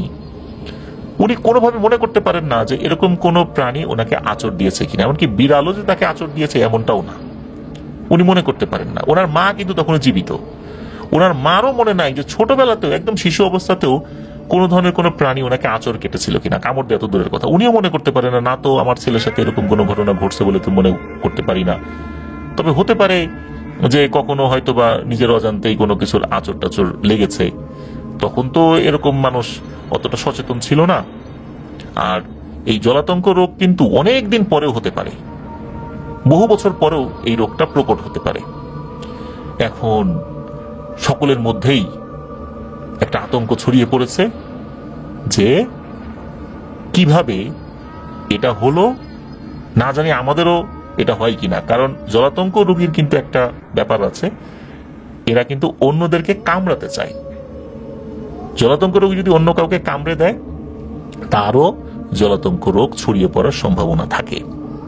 সবাই আতঙ্কে আছে যে উনি আবার কাউকে কামড়ে দেয় কিনা, কিন্তু না, ওনার মধ্যে অন্য কাউকে কামড়ে দেওয়ার এই প্রবণতাটা লক্ষ্য করা যাচ্ছে না। উনি স্বাভাবিকভাবে কথা বলতে পারছেন। তখন সিদ্ধান্ত হলো দ্রুত হসপিটালে নিয়ে যাওয়া হবে। ওনাকে হসপিটালে নিয়ে যাওয়া হলো। তখন শরীয়তপুরের যেই বড় হসপিটাল একটা ছিল ওই সময়, সেখানে নিয়ে যাওয়া হলে তাকে তখন বলা হলো যে এনার যে সমস্যাটা দেখা যাচ্ছে এটা আপাতত দৃষ্টিতে জলাতঙ্ক রোগ বলে মনে হচ্ছে না, কিন্তু উনি পানি কেন খেতে পারছেন না এবং পানি খাওয়ার সময় ওনার গলার ভিতরে চেপে আসছে, এটা তো জলাতঙ্ক রোগের লক্ষণ। কিন্তু জলাতঙ্ক রোগীর অন্য যে সিমটম গুলো সেটা তার মধ্যে দেখা যাচ্ছে না। ওই সময় হসপিটালে পরীক্ষা নিরীক্ষা করার ওরকম কোনো ব্যবস্থা ছিল না। তখন তাকে বলা হলো যে আপনি চলে যান ঢাকা মেডিকেলে। ওই সময় কিন্তু শরীয়তপুর থেকে সরাসরি সড়ক পথে যোগাযোগ ছিল না, কারণ মাওয়া সেতু হয়েছেই তো, মাওয়া জাজিরা এই রুটে পদ্মা সেতু হয়েছে তো অল্প কিছুদিন, তখন তো নদী পথে পার হতে হতো, সরাসরি তো ঢাকায় আসার কোনো সুযোগ ছিল না। তো তখন নদী পথে ওনারা ঢাকাতে আসার জন্য রওনা দেন। তখন কিন্তু নদী পথেই আসছিলেন, এই যে সদরঘাট যেটা, এই সদরঘাটে এসে ঢাকা মেডিকেলে তাকে নিয়ে আসা হয়। ঢাকা মেডিকেলে নিয়ে আসার পর তাকে ভর্তি করানো হয়। তো ভর্তি করানোর পর ডাক্তার সেখানে পরীক্ষা নিরীক্ষা করেন। ডাক্তার তো অবাক যে না, আপনি তো জলাতঙ্ক রোগী না, আপনি কেন পানি খেতে পারছেন না। এর মধ্যে কিন্তু একটা দিন গিয়ে 2 দিনে এসে পড়েছে। 2 দিন উনি কোনো পানি খেতে পারেন নাই। ওনার অবস্থা কিন্তু খুব খারাপ, শরীরে পানি শূন্যতা দেখা দিয়েছে, গলা শুকিয়ে গেছে, উনি কোনোভাবে পানি খেতে পারছেন না। পানি খাওয়ার জন্য ছটফট করছেন, কিন্তু পানি খেতে পারছেন না। তো ডাক্তার পরীক্ষা নিরীক্ষা করলেন, যখন দেখলেন যে তার জলাতঙ্ক রোগ না, কিন্তু এটা কিসের রোগ এইটা তো বোঝা যাচ্ছে না। এখন ডাক্তার সার্বিক অবস্থা বিবেচনা করে ধারণা করলেন যে জলাতঙ্ক রোগেরই অন্য কোনো ধরন হতে পারে, এটা যে অন্য কোনো সিমটম প্রকাশ পাচ্ছে না কিন্তু তার জলাতঙ্ক রোগ হয়েছে। তো ডাক্তার তার মতো করে ট্রিটমেন্ট করছেন। এদিকে দিন যাচ্ছে, ওনার অবস্থা খারাপ হচ্ছে, পানি খেতে পারছেন না, এছাড়া অন্য কোনো সমস্যা নেই। ডাক্তার স্যালাইন দিয়ে রেখেছেন। উনি বারবার বলছেন যে যখনই উনি পানি খাওয়ার চেষ্টা করেন তখনই মনে হচ্ছে গলার ভিতর থেকে কি যেন চেপে ধরে আর পানিটা ধাক্কা দিয়ে বাইরে ফেলে দেয়, আর গলার ভিতরে মনে হয় কিছু একটা নড়ে। তো ডাক্তার ওনার গলাও পরীক্ষা করেছেন, নড়ে কেন এইটা ডাক্তার বের করতে পারেন না। এদিকে সময় চলে যাচ্ছে। এর মধ্যে একজন নার্স, মহিলা নার্স, উনি বেশ বয়স্ক ছিলেন ওই সময়। তো উনি এই আব্দুল লতিফ মন্ডলের যিনি স্ত্রী, তাকে পরামর্শ দেন যে আপা দেখেন, আমি তো বেশ কিছু জলাতঙ্ক রোগী এই হসপিটালে দেখেছি, এরা প্রত্যেকেই মারা গিয়েছে, কিন্তু তার সাথে এনার বেশ পার্থক্য রয়েছে। আমার মনে হয় আপনারা কোনো হুজুর কবিরাজ দেখান। উনি এখানে ভর্তি থাক, হসপিটালে ভর্তি থাক, কিন্তু তাকে হুজুর কবিরাজ দেখান। এখন হুজুর কবিরাজের কথা যখন বলা হলো, তখন একজনকে বলা হলো যে আমাদের বাড়ির মোটামুটি কয়েক গ্রাম পরেই একজন ভালো হুজুর আছে, তার কাছে যাও তো। আর তখন তো যেতেও একদিনের মতো সময় লেগে যাবে, ঢাকা থেকে ওই সদরঘাট হয়ে ওই সময় যেই লঞ্চ গুলো ছিল সেইগুলো দিয়ে বুড়িগঙ্গা হয়ে অনেক ঘুরে যেতে হবে, তো বেশ অনেক সময় লাগে আর কি। তো উনি গিয়েছিলেন। যাওয়ার পর সেই হুজুরের কাছে যান। হুজুরের কাছে যাওয়ার পরে সবকিছু খুলে বলেন যে হুজুর এই ব্যাপার, একটা সমাধান বের করতে হবে। যেহেতু এই সমস্যার সমাধানটা দ্রুত করতে হবে, কারণ ডাক্তার বলে দিয়েছেন এই অবস্থা যদি থাকে স্যালাইন দিয়ে ওনাকে খুব বেশি দিন বাঁচিয়ে রাখা যাবে না, উনি মারা যাবেন। যা করা দ্রুত করতে হবে। ডাক্তাররা তাদের মতো করে ট্রিটমেন্ট করছেন, কিন্তু কোনো লাভ হচ্ছে না। হুজুর উনি তো যেই রুকিয়াগুলা জানতেন, এই রুকিয়ার মাধ্যম দিয়ে ওনার অনুগত কয়েকজন জিনকে ডাকেন। তো জিন যখন আসে, জিনকে বলা হয় এই ব্যাপার, তোমরা একটু রুগীকে দেখে আসো তো কি অবস্থা। তো ওরা মোটামুটি 5 মিনিটের মধ্যে একটা রিপ্লাই এসে দেয়। ওরা যে রিপ্লাইটা দেয় সেটা বেশ ভয়ঙ্কর।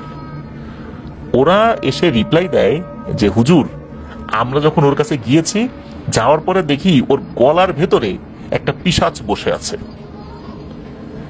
এই পিশাচটা কেন এখানে এটা আমরা ঠিক জানি না। এখন এই পিশাচটা কেন বসেছে, কি তার উদ্দেশ্য, আমাদেরকে আরেকটু সময় দেন, আমরা দ্রুত এই তথ্যটা নেওয়ার চেষ্টা করছি। এই বলে তারা আরো কিছুটা সময় চান আর কি। তো 3-4 ঘন্টা পর নাকি এই জিন দুইজন ফেরত আসে, 2টা জিন আর কি গিয়েছিল। তো ফেরত আসার পর বলছে হুজুর আমরা কিছু তথ্য নিয়ে এসেছি। তথ্য হচ্ছে যে এই আব্দুল লতিফ মন্ডল কিছুদিন আগে এক পুরোহিতের চিকিৎসা করেছিলেন, চিকিৎসা না সালিশ করেছিলেন আর কি। তো সেই সালিশে পুরোহিতকেই দোষী সাব্যস্ত করা হয়, তার জরিমানা করা হয়। এতে করে পুরোহিত মারাত্মক রকমের ক্ষিপ্ত হয়েছিলেন এই আব্দুল লতিফ মন্ডলের উপরে। এরপর উনি কি করেছেন, উনি কিন্তু টুকটাক ব্ল্যাক ম্যাজিক জানতেন। উনি একটা পাঠা বলি দিয়ে একটা পিশাচকে নিযুক্ত করেছেন। ওই পিশাচটা খুব শক্তিশালী, বিষয়টা এরকম না, মানে একদম নিম্নমানের একটা পিশাচ আর কি, নিম্ন শক্তিধারী একটা পিশাচ। তো ওই পিশাচকে নিযুক্ত করেছে। ওই পিশাচটা তাকে পানি খেতে দেবে না। সবাই মনে করবে জলাতঙ্ক রোগ হয়েছে, আর জলাতঙ্ক রোগে আক্রান্ত হয়ে মরে গেলে কেউ তো সন্দেহ করবে না। এই কাজটি করা হয়েছে। এখন হুজুর বলেন সমাধান কি? তখন ওই জিনেরা বলে যে এইটার যে সমাধান, এই সমাধানটা করতে গেলে প্রায় 2 সপ্তাহের মতো সময় লাগবে। সমাধান আছে, 2 সপ্তাহের মতো সময় লাগবে, আর এই 2 সপ্তাহ উনি বাঁচবেন না। এখন কি করা যায়? তখন ওই জিনেরা পরামর্শ দিলেন যে হুজুর, আপনার পরিচিত একজন পুরোহিত রয়েছে, আপনার কি মনে আছে? তখন ওরা আর একটা গ্রামের একজন পুরোহিতের নাম বলে। উনি খুব ভালো মানুষ আর কি। বলে যে আপনি ওই পুরোহিতের কাছে যান, ওই পুরোহিতের কাছে গিয়ে এই বিষয়টা বলেন এবং আমাদের কথা বলেন যে আমরা এই বিষয়টা বলেছি, যে আপনার কাছে যেতে উনি একটা সমাধান বের করতে পারবেন। কারণ হচ্ছে যে এই যে জিনটা, এই জিনটা দূরের কোনো জিন না, অত্র এলাকারই একটা পিশাচ শ্রেণীর জিন। আর অত্র এলাকায় যে হিন্দু জিনেরা রয়েছে, এই হিন্দু জিনের সবচেয়ে বড় সর্দার যিনি, তিনি ওই পুরোহিতের কাছে আসা যাওয়া করেন। তো হয়তোবা ওই হিন্দু সর্দার জিনের মাধ্যম দিয়ে এই সমস্যাটা সমাধান করা যেতে পারে। আপনি দ্রুত তার কাছে যান। হুজুর জিনদের পরামর্শ মেনে নিয়ে সাথে সাথে রওনা দেন সেই পুরোহিতের বাড়ির উদ্দেশ্যে। তো গিয়ে দেখা যায় যে পুরোহিত কোন একটা কাজে বাড়ির বাইরে বেরিয়েছে, তবে সন্ধ্যার আগে ফেরত আসবেন। উনি সন্ধ্যা পর্যন্ত অপেক্ষা করেন। সন্ধ্যার সময় পূজা অর্চনা উনি যেহেতু করেন আর কি, তো সন্ধ্যার সময় ওই এলাকায় আর একটা মসজিদে উনি নামাজ পড়তে চলে যান। নামাজ পড়ে এসে আবার পুরোহিতের সাথে দেখা করেন, সব কথা খুলে বলেন। তো খুলে বলার পর উনি বলেন আচ্ছা ঠিক আছে, যেহেতু আপনার জিনের এই কথা বলেছে, আমি ওদের সর্দারকে ডাকি, বিশেষ করে হিন্দু জিনদের সর্দার, ও আসে মাঝে মাঝে আমার কাছে কখনো কখনো, বিশেষ করে বিশেষ কিছু পূজার সময় রাতের বেলা তার উপস্থিতি আমি টের পাই, কখনো কখনো কথাও হয়। তবে তাকে দিয়ে আমি এখন পর্যন্ত কোনো কাজ করাই নাই, তবে আমাকে সম্মান করে খুব, দেখি আমি তাকে ডাকবো। তো একটা বিশেষ রিচুয়ালের মাধ্যমে ওই রাত্রেই ওই জিনকে ওই পুরোহিত ডাকেন। ডাকার পর সেখানে বেশ কিছু কথোপকথন হয়। সেটা হচ্ছে যে ওই যেই জিন সে এসে বলে যে ওই আব্দুল লতিফ মন্ডলের গলার ভিতরে যে পিশাচটা বসে আছে তাকে সে চেনে, আর যেহেতু সে ওখানে বসে আছে এবং বলা হয়েছে যে একটা পাঠা বলি দিয়ে তাকে এই কাজে নিযুক্ত করা হয়েছে, সুতরাং ওকে ওখান থেকে সরিয়ে আনারও কিছু পদ্ধতি রয়েছে। সেই পদ্ধতি তারা সেটা দেখবে, আপনাদেরকে কিচ্ছু করতে হবে না, যা করার দরকার সব ওই জিনের সর্দার তার যেই অনুগত জিনেরা রয়েছে তাকে দিয়েই করবে, যাতে কারো কোনো ক্ষতি না হয়। আর ওই পিশাচ শ্রেণীর জিনটা সে ইচ্ছা করে ওখানে আসে না, তাকে একরকম বাধ্য করেই এই পাঠা বলি দিয়ে এই কাজে নিযুক্ত করা হয়েছে। সুতরাং ওকে ওখান থেকে কিভাবে সরিয়ে আনা যায় সেটা ওনারা দেখবেন। তবে ওই পুরোহিতকে এই জিনের সর্দার একটা অনুরোধ করেছেন। উনি পুরোহিতকে বলেছেন যে পুরোহিত মশাই আপনি ওই গ্রামে যাবেন, গ্রামে গিয়ে এই পুরোহিতের আগের যে পুরোহিত ছিল ওই মন্দিরের দায়িত্বে, ওখানে যারা গণ্যমান্য ব্যক্তি আছেন ওই এলাকায় হিন্দু সম্প্রদায়ের মধ্যে, তাদেরকে বলবেন যে আগের ওই পুরোহিতকে এই মন্দিরে ফেরত এনে এই পুরোহিতকে মন্দির থেকে বের করে দিতে। কেন এটা কেন করা হবে? তখন তাকে জানালেন যে এই পুরোহিত মূলত অনেক আগে থেকেই খুবই দুষ্টু এবং ব্ল্যাক ম্যাজিক জানে, খুব গোপনে গোপনে বিভিন্ন মানুষকে সে ব্ল্যাক ম্যাজিক করত। এই বিষয়টা ওই মন্দিরের যে ছোট পুরোহিত সে সেটা দেখে ফেলেছিল। একটা পর্যায়ে তার সাথে এই বিষয়টা নিয়ে অনেক বাকবিতণ্ডা হয়। তখনও দুর্গাপূজার বেশ কিছুটা সময় বাকি। মন্দিরে একটা দান বাক্স ছিল, এই দান বাক্সের মধ্যে অনেকে এই মন্দিরের উন্নয়নের জন্য দান করে যেত। হঠাৎ করে দেখা গেল পূজার অল্প কয়েকদিন আগে এই দান বাক্সটা চুরি হয়েছে। কে নিল? দেখা গেল ওই ছোট পুরোহিত, যে এই পুরোহিতের বাড়ির পেছনে একটা ডোবার পাশে এই দান বাক্সটা ভাঙা অবস্থায় পড়ে রয়েছে। যেহেতু ওই ডোবাটা ওই ছোট পুরোহিতই ব্যবহার করতো, তার পরিবারের লোকজন ব্যবহার করত, তখন এই যে বড় পুরোহিত জানালো যে এটা ওই ছোট পুরোহিতই চুরি করেছে। চুরির অপবাদ দিয়ে এই ছোট পুরোহিতকে মন্দিরের দায়িত্ব থেকে সরিয়ে দিয়ে যে ওই বড় পুরোহিত ক্ষান্ত হয়েছে তা না, ওই গ্রাম ছাড়া করেছে। এই নিরীহ ভালো মানুষটাকে গ্রাম ছাড়া করা হয়েছে। এই বড় পুরোহিত সে দুষ্টু বুদ্ধি করে এই কাজটি করেছে নিজের পাপ কাজ ঢাকার জন্য। সুতরাং এই পুরোহিতকে বের করবেন, আর এই যে ছোট পুরোহিত যে ছিল সে কোথায় আছে সেটাও বলে দেয়, যে তাকে নিয়ে এসে আবার এই মন্দিরের দায়িত্বে বসাবেন। আরো একটা অদ্ভুত ব্যাপার ওই চীনেরা ওই পুরোহিতকে বলেছিলেন, যেটা পরবর্তীতে ওই পুরোহিত হুজুরকে বলেছিলেন, পরবর্তীতে এই বিষয়টা জানাজানি হয়। সেটা হচ্ছে যে কোন পদ্ধতিতে এই ব্ল্যাক ম্যাজিকটা করা হয়েছে। এই ব্ল্যাক ম্যাজিকটা করার জন্য এই যে আব্দুল লতিফ মন্ডল, তার এটো পানি, মানে তার খাওয়া পানি, যেই পানিতে উনি মুখ লাগিয়েছেন অবশিষ্ট কিছু অংশ আছে, এরকম পানির প্রয়োজন ছিল। মূলত উনি যখন বাজার থেকে ফিরতেন, ফেরার পথে একটা জায়গায় একটা চায়ের দোকান ছিল। ওই যে চায়ের দোকান, ওই চায়ের দোকানটা চালাতেন একজন হিন্দু ভদ্রলোক। ওই হিন্দু ভদ্রলোককে এই পুরোহিত ভয় ভীতি দেখায়, বলে তুই আমার কথা অনুযায়ী চলবি, শুনবি, যদি তা না শুনিস তাহলে কিন্তু তোকেও গ্রাম ছাড়া করবো। তো ওই হিন্দু ভদ্রলোক তো ভয় পায় যে পুরোহিত যদি আবার আমার বিরুদ্ধে লোকজনদেরকে খেপিয়ে দিলে তাহলে ঝামেলা, আমি গরিব মানুষ, টুকটাক ব্যবসা করে খাই, দেখা গেল আমাকে এক ঘরে করলো, তখন কি অবস্থা হবে। বলে যে ঠিক আছে আমি মেনে নিব, বলেন কি করতে হবে। তখন ওই পুরোহিত বলে যে আব্দুল লতিফ মন্ডল তো মাঝে মাঝে তোর দোকানে এসে বসে চা খায়, চা খাওয়ার আগে এক গ্লাস পানিও খায়। তখন একটা কাজ করতে হবে, সেটা হলো ওনাকে একটা বড় গ্লাসে পানি দিতে হবে, যাতে করে পুরো পানিটা উনি খেতে না পারে। বড় এক গ্লাস পানি তো আসলে খাওয়াটা বেশ কষ্টই হয়ে যায়। তো উনি যেই পানিটা খেতে পারবে না, কিছুটা থেকে যাবে, তুই ওই গ্লাসটা আলাদা করে সরিয়ে রাখবি, জাস্ট এতটুকুই। এরপরে আমি আসবো, তুই ওই গ্লাস সহ পানিটাও আমাকে দিয়ে দিবি, আর কিছু না। তো এভাবেই মূলত ওনার এটো পানি, খাওয়া পানি সংগ্রহ করেছিল। উনি ওই পথ দিয়ে আসছিলেন, স্বাভাবিকভাবেই চার দোকানে বসতেন, আরো 10-12 জন লোক ওখানে আসতো, কথা হতো। উনি যেহেতু গ্রামের একজন গণ্যমান্য ব্যক্তি ছিলেন, ওখানে বসতেন, চা খেতেন, যেহেতু এটা আগে থেকে ওনার অভ্যাস ছিল। তো ওই দোকানে যখন বসার পর ঠিক এভাবেই ওনাকে একটা বড় গ্লাসে পানি দেওয়া হয়। তো উনি নাকি বলেছিলেন যে আরে এত বড় গ্লাসে পানি দিলি কেন রে, আমি কি এত বড় গ্লাসে এত পানি খেতে পারবো। তখন ওই যে ভদ্রলোক উনি বলেছিলেন যে খান দাদা খান, অনেক কষ্ট করে হেঁটে আসছেন, পুরো পানিটাই খান। তখন উনি বলেছিলেন যে না, পুরো পানিটাকে খাওয়া যায় নাকি, নে এই অর্ধেক পানি খাইলাম। তো উনি আবার যখন ফেলে দিতে গেছেন পানিটা, অনেক সময় হয় না যে আমরা পানি খাওয়ার পর বাকি পানিটা আবার ফেলে দিই, তখন নাকি ওই দোকানদার বাধা দিয়েছেন যে দাদা ফেলবেন না, দেন এটা রেখে দিই।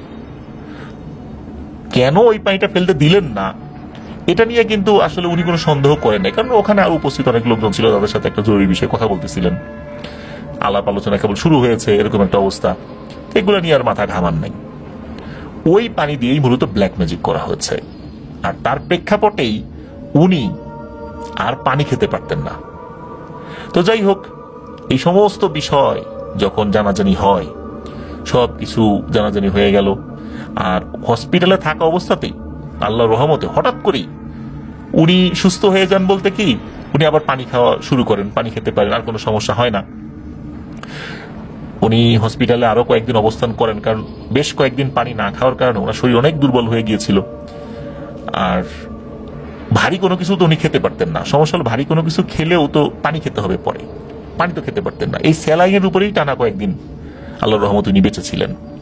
এরপর উনি সুস্থ হয়ে যান, ওনাকে সব বিষয় বলা হয়, উনিও মনে করতে পারেন এই বিষয়ে। পরে ওই দোকানদারকে ধরা হয়েছিল, দোকানদার স্বীকার করেছে যে হ্যাঁ আমি বাধ্য হয়ে এই কাজটি করেছি।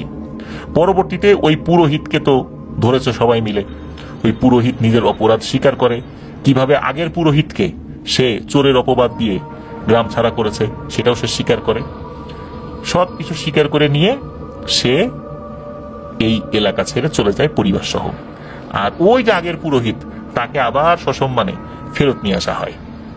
প্রিয় লিসেনার্স, এটি ছিল ঘটনা। ঘটনার মধ্যে একটা বিষয় আমার কাছে বেশ অদ্ভুত লেগেছে, সেটা হচ্ছে যে এই যে খাওয়া পানি, মানে এঁটো পানি যেটা আমরা রেখে দিই গ্লাসে, আমাদের ব্যবহৃত এই ধরনের জিনিস দিয়েও যে ভয়ঙ্কর ব্ল্যাক ম্যাজিক হতে পারে, এটা কিন্তু অনেকেরই ধারণা ছিল না। প্রিয় লিসেনার্স, এখন যে ঘটনাটি আপনাদের সাথে শেয়ার করতে যাচ্ছি, এই ঘটনাটি আমাকে যিনি দিয়েছেন তার নাম মোবারক হোসেন। উনি পেশায় একজন ব্যবসায়ী। ওনার বাড়ি সিলেট জেলার জকিগঞ্জ উপজেলার খলাছড়া ইউনিয়নের ৫ নং ওয়ার্ড বসনপুর গ্রামে। এই ঘটনাটি উনি ওনার নানার মুখে শুনেছিলেন। ওনার নানার নাম মৃত আক্কাস আলী মিয়া। ঘটনার সময়কাল ১৯৫০-৫২ সাল এরকম হবে। ওনার নানা বলেছিলেন যে দেশভাগের পর আর ভাষা আন্দোলনের আগে এরকম একটা মধ্যবর্তী সময় হবে। তো সেই হিসাবে আমরা এই সময়টা ধরে নিয়েছি আনুমানিক। তো এই ঘটনাটি বেশ রহস্যময়, ভয়ঙ্কর আর অদ্ভুত বটে। চলুন ঘটনায় চলে যাই। ঘটনা ঘটেছিল সিলেটের আম্বরখানা এলাকায়। তো আম্বরখানা এলাকা আর এর পার্শ্ববর্তী এলাকা, এটা মূলত এই ঘটনার মূল কেন্দ্রস্থল। পরবর্তীতে এটা অনেক দূর বিস্তৃত হয়েছিল, মানে মানুষের মুখে মুখে আর কি।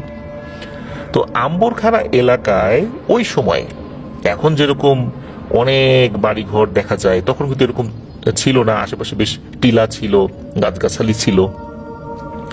ওই টিলার আশেপাশে বেশ অনেক ধরনের গাছ ছিল, আম গাছ ছিল, কাঁঠাল গাছ ছিল। রাতের বেলা কি করেছে, রাত বলতে তখন হয়তো বা এশার নামাজের পর, এক ছেলে আম গাছে ঢিল মেরেছে আম পাড়ার জন্য। তখন আবার আম পেকেছিল। চাঁদের আলোতে বন্ধু বান্ধবদের সাথে ওদিক দিয়ে হাঁটাহাঁটি করছিল, দেখে যে আম গাছে আম ধরেছে আর পাকা টসটসে একটা আম সে দেখেছে। চাঁদের আলোতে বুঝতে পেরেছে যে ওই ঝোপার মধ্যে আম পাকা আছে আর কি। তো সে একটা ইট নিয়ে মেরেছে আর কি, ওইদিকে ছোট একটা ইটের টুকরা আর কি। তো আম পড়েওছে, সে আম কুড়িয়েওছে, বন্ধু বান্ধবদের সাথে মিলেমিশে খাওয়াও হয়ে গেছে। এরপর যে যার মতো বাড়িতে চলে গেছে। ওই রাত থেকেই শুরু হয় এই ছেলেটার সাথে সমস্যা। ছেলেটার আচার আচরণ সম্পূর্ণরূপে পাল্টে যায় হঠাৎ করেই। শরীরে কাপড় চোপড় রাখে না। তার বয়স ছিল 13-14 বছর। পাগলের মতো ছোটাছুটি করে, ঘর থেকে বের হয়ে যায়, দৌড়ে কোন দিকে চলে যায়, বাড়ির লোকজন দৌড়ে আবার ধরে নিয়ে আসে, দরজা আটকিয়ে রাখে। আবার দেখা যাচ্ছে যে দরজা ভেঙে চলে গেছে। ওর শরীরে প্রচন্ড রকমের শক্তি। কোথায় যে চলে যায়, লোকজন খুঁজতে থাকে সমানে, অনেক কষ্টে খুঁজে পায়। দেখা যাচ্ছে যে কোন একটা গাছের মাথায় বসে আছে, অনেক কষ্টে তাকে টেনে নামানো হচ্ছে। মানে এরকম চলতে থাকে ওই রাত থেকেই আর কি। পরের দিনে একই অবস্থা, তারপরের দিন একই অবস্থা। এখন সবাই তো বলেছে যে ওকে তো নিশ্চয়ই জিনে ধরেছে। কখন থেকে সমস্যা হলো, আগে কোনো কিছু করেছে কিনা, এরকম তথ্য অনুসন্ধান করে দেখা যায় জাস্ট ওরা ওই আম পেরেই খেয়েছে, তাছাড়া কিছু না। এরপর থেকেই বাড়িতে আসার পরে সমস্যা। সবাই চিন্তা করে নিশ্চয়ই বড় ধরনের কোনো জিন ভূতে ধরেছে। স্থানীয় বেশ কিছু হুজুরকে দেখানো হয়, বিভিন্ন ধরনের ওঝা কবিরাজকে দেখানো হয়, কিন্তু না, কোনোভাবেই কোনো কিছু হয় না, কাজই হয় না। হয়তোবা সাময়িকভাবে 1-2 দিনের জন্য একটু ভালো থাকে, তারপর যা তাই আবার সেই আচরণ। এখন এত হুজুর দেখানো হলো, এত ওঝা কবিরাজ দেখানো হলো, রুকিয়া করানো হলো, কাজ তো হয় না। কেন কাজ হচ্ছে না। তবে যাদের কাছে নিয়ে যাওয়া হয়েছিল তারা এতটুকু বলেছিলেন যে ওই গাছের ওই ডালে একটা দুষ্টু প্রকৃতির জিন বসা ছিল, সে যখন ঢিল মেরেছে ওই ঢিলটা ওর শরীরেও লেগেছে, এই জন্যই মূলত ক্ষিপ্ত হয়ে তার উপর এসে আক্রমণ করেছে। আর ওর বড় ধরনের একটা ক্ষতি না করা পর্যন্ত যাবে না, এমনকি ওকে মেরেও ফেলতে পারে, কারণ ওই ঢিল মারার কারণে ওর হাতের একটা জায়গা নাকি মারাত্মকভাবে আহত হয়েছে, এরকমটাই হুজুররা বলেছেন। বা ওই ওঝা কবিরাজ যাদের কাছে গিয়েছেন তারাও তাদের নির্দিষ্ট সোর্স থেকে বা তারা যেভাবে সংবাদ সংগ্রহ করে তারাও একই ধরনের কথাই বলেছে, মানে সকলের কথা একই রকম। এখন কেউ তো এই সমস্যার সমাধান করতে পারছে না, এমনকি ওইটাকে নাকি বন্দিও করতে পারে না, অনেক চেষ্টা করেও বন্দি করতে পারে না, হাজির করার পরপরই কিভাবে যেন পালিয়ে যায়। এমনকি আশেপাশে জিন পাহারা রাখলেও কিভাবে যেন ধোকা দিয়ে চলে যায়, জিনেদের চোখে ধোকা দিয়ে এই জিনিসটা পালিয়ে যায়। এইরকম খুব ধূর্ত প্রকৃতির একটা জিন তাকে আসর করেছে। তো ইতোমধ্যে একটা খবর আসে, একজন ব্যক্তি বলেন যে সিলেটের গোয়াইনঘাট এলাকায় একজন সাধু এসেছে, উনি মেঘালয় থেকে আসছেন, তিনি বেশ ভালো রকমের সাধনা জানেন বলে শোনা যায়, আশেপাশে বেশ কিছু মানুষের বেশ কিছু সমস্যার সমাধান করেছেন, তাকে সকলে বিমল সাধু বলে ডাকেন। তার কাছে নিয়ে গেলে এই সমস্যার নাকি সমাধান হবে। তো এই আলোচনাটা যখন হয় তখন কিন্তু এই যে ছেলেটার নামটা আমরা জানতে পারি নাই, তো এই ছেলেটা ঘরের মধ্যেই ছিল, হঠাৎ করে প্রচন্ড জোরে একটা চিৎকার দিয়ে ওঠে, ওরে বাপরে আমি গেলাম রে, আমার আর কোনো দাবি দেওয়া নাই, আমি গেলাম, জাস্ট এতটুকুই বলেছে। এরপর সবকিছু স্বাভাবিক, ওই ছেলে একদম সুস্থ। যেই ছেলেকে কোনোভাবেই সুস্থ স্বাভাবিক করা যাচ্ছিল না সেই ছেলে একদম দিব্যি ভালো, ঠিক যেমন পূর্বের অবস্থায় সে ছিল ওই অবস্থায়। কি হলো না হলো কেউ তো কিছু বুঝতে পারছে না, যে কোনো ধরনের কোনো তদবিরে রুকিয়াতে কাজ হচ্ছে না। হঠাৎ করে এই বিমল সাধুর নাম শোনার সাথে সাথে ওরে বাপরে আমি গেলাম, আমার কোনো দাবি দেওয়া নাই, এই বলে চলে গেল, ও স্বাভাবিক হয়ে গেল। ঘটনাটা কি? যাই হোক, পরিবারের সদস্যরা অনেক খুশি যে আল্লাহর রহমতে সে ভালো হয়ে গেছে, কিন্তু আসল ব্যাপারটা তো ওনারা বুঝতে পারেন নাই। তো এই ঘটনা যখন ঘটে তখন সমসাময়িকই প্রায় হয়তো বা 1-2 দিনের আগে পরে বা আগেও হতে পারে, একটা বাসায় একটা ঘটনা ঘটেছিল। সেটা সিলেটের এই টিলাগড় ইকো পার্কের আশেপাশে, বর্তমান যে জায়গাটা, এই আশেপাশে এরকম একটা জায়গায় হবে আর কি, যতটুকু তথ্য জানা গেছে। সেটা হলো এক মেয়ে, তার বয়স ছিল 16-17 বছর আর কি, মোটামুটি মধ্যবিত্ত পরিবারের একটা মেয়ে। তার বিয়ের কথাবার্তা চলছিল বলতে বিয়ের দিনও ধার্য করা হয়ে গিয়েছিল। এই মেয়েটা কি করেছে, দুপুর 12টা 12:30 দিকে তার পাশের বাড়ি, মানে সেটা তার বান্ধবীর বাড়িতে গিয়েছে আর কি। তো বান্ধবীর বাড়িতে যাওয়ার পর যখন আজান হয়ে গেছে, জোহরের নামাজও হয়ে গেছে, তখন সে আবার বাড়িতে ফেরত আসছে। তো এই দুই বাড়ির মধ্যবর্তী একটা জায়গা রয়েছে, এই জায়গায় অনেক আগে নাকি মানুষ পোড়ানো হতো, দাহ করা হতো আর কি। সেটা অনেক আগের কথা, কিন্তু ওই জায়গাটা মোটামুটি বিরানি পড়েছিল, ওখানে কোনো ঘর বাড়িও নাই, কোনো কিছুই না, একরকম ঝোপ জঙ্গল হয়ে আছে আর কি।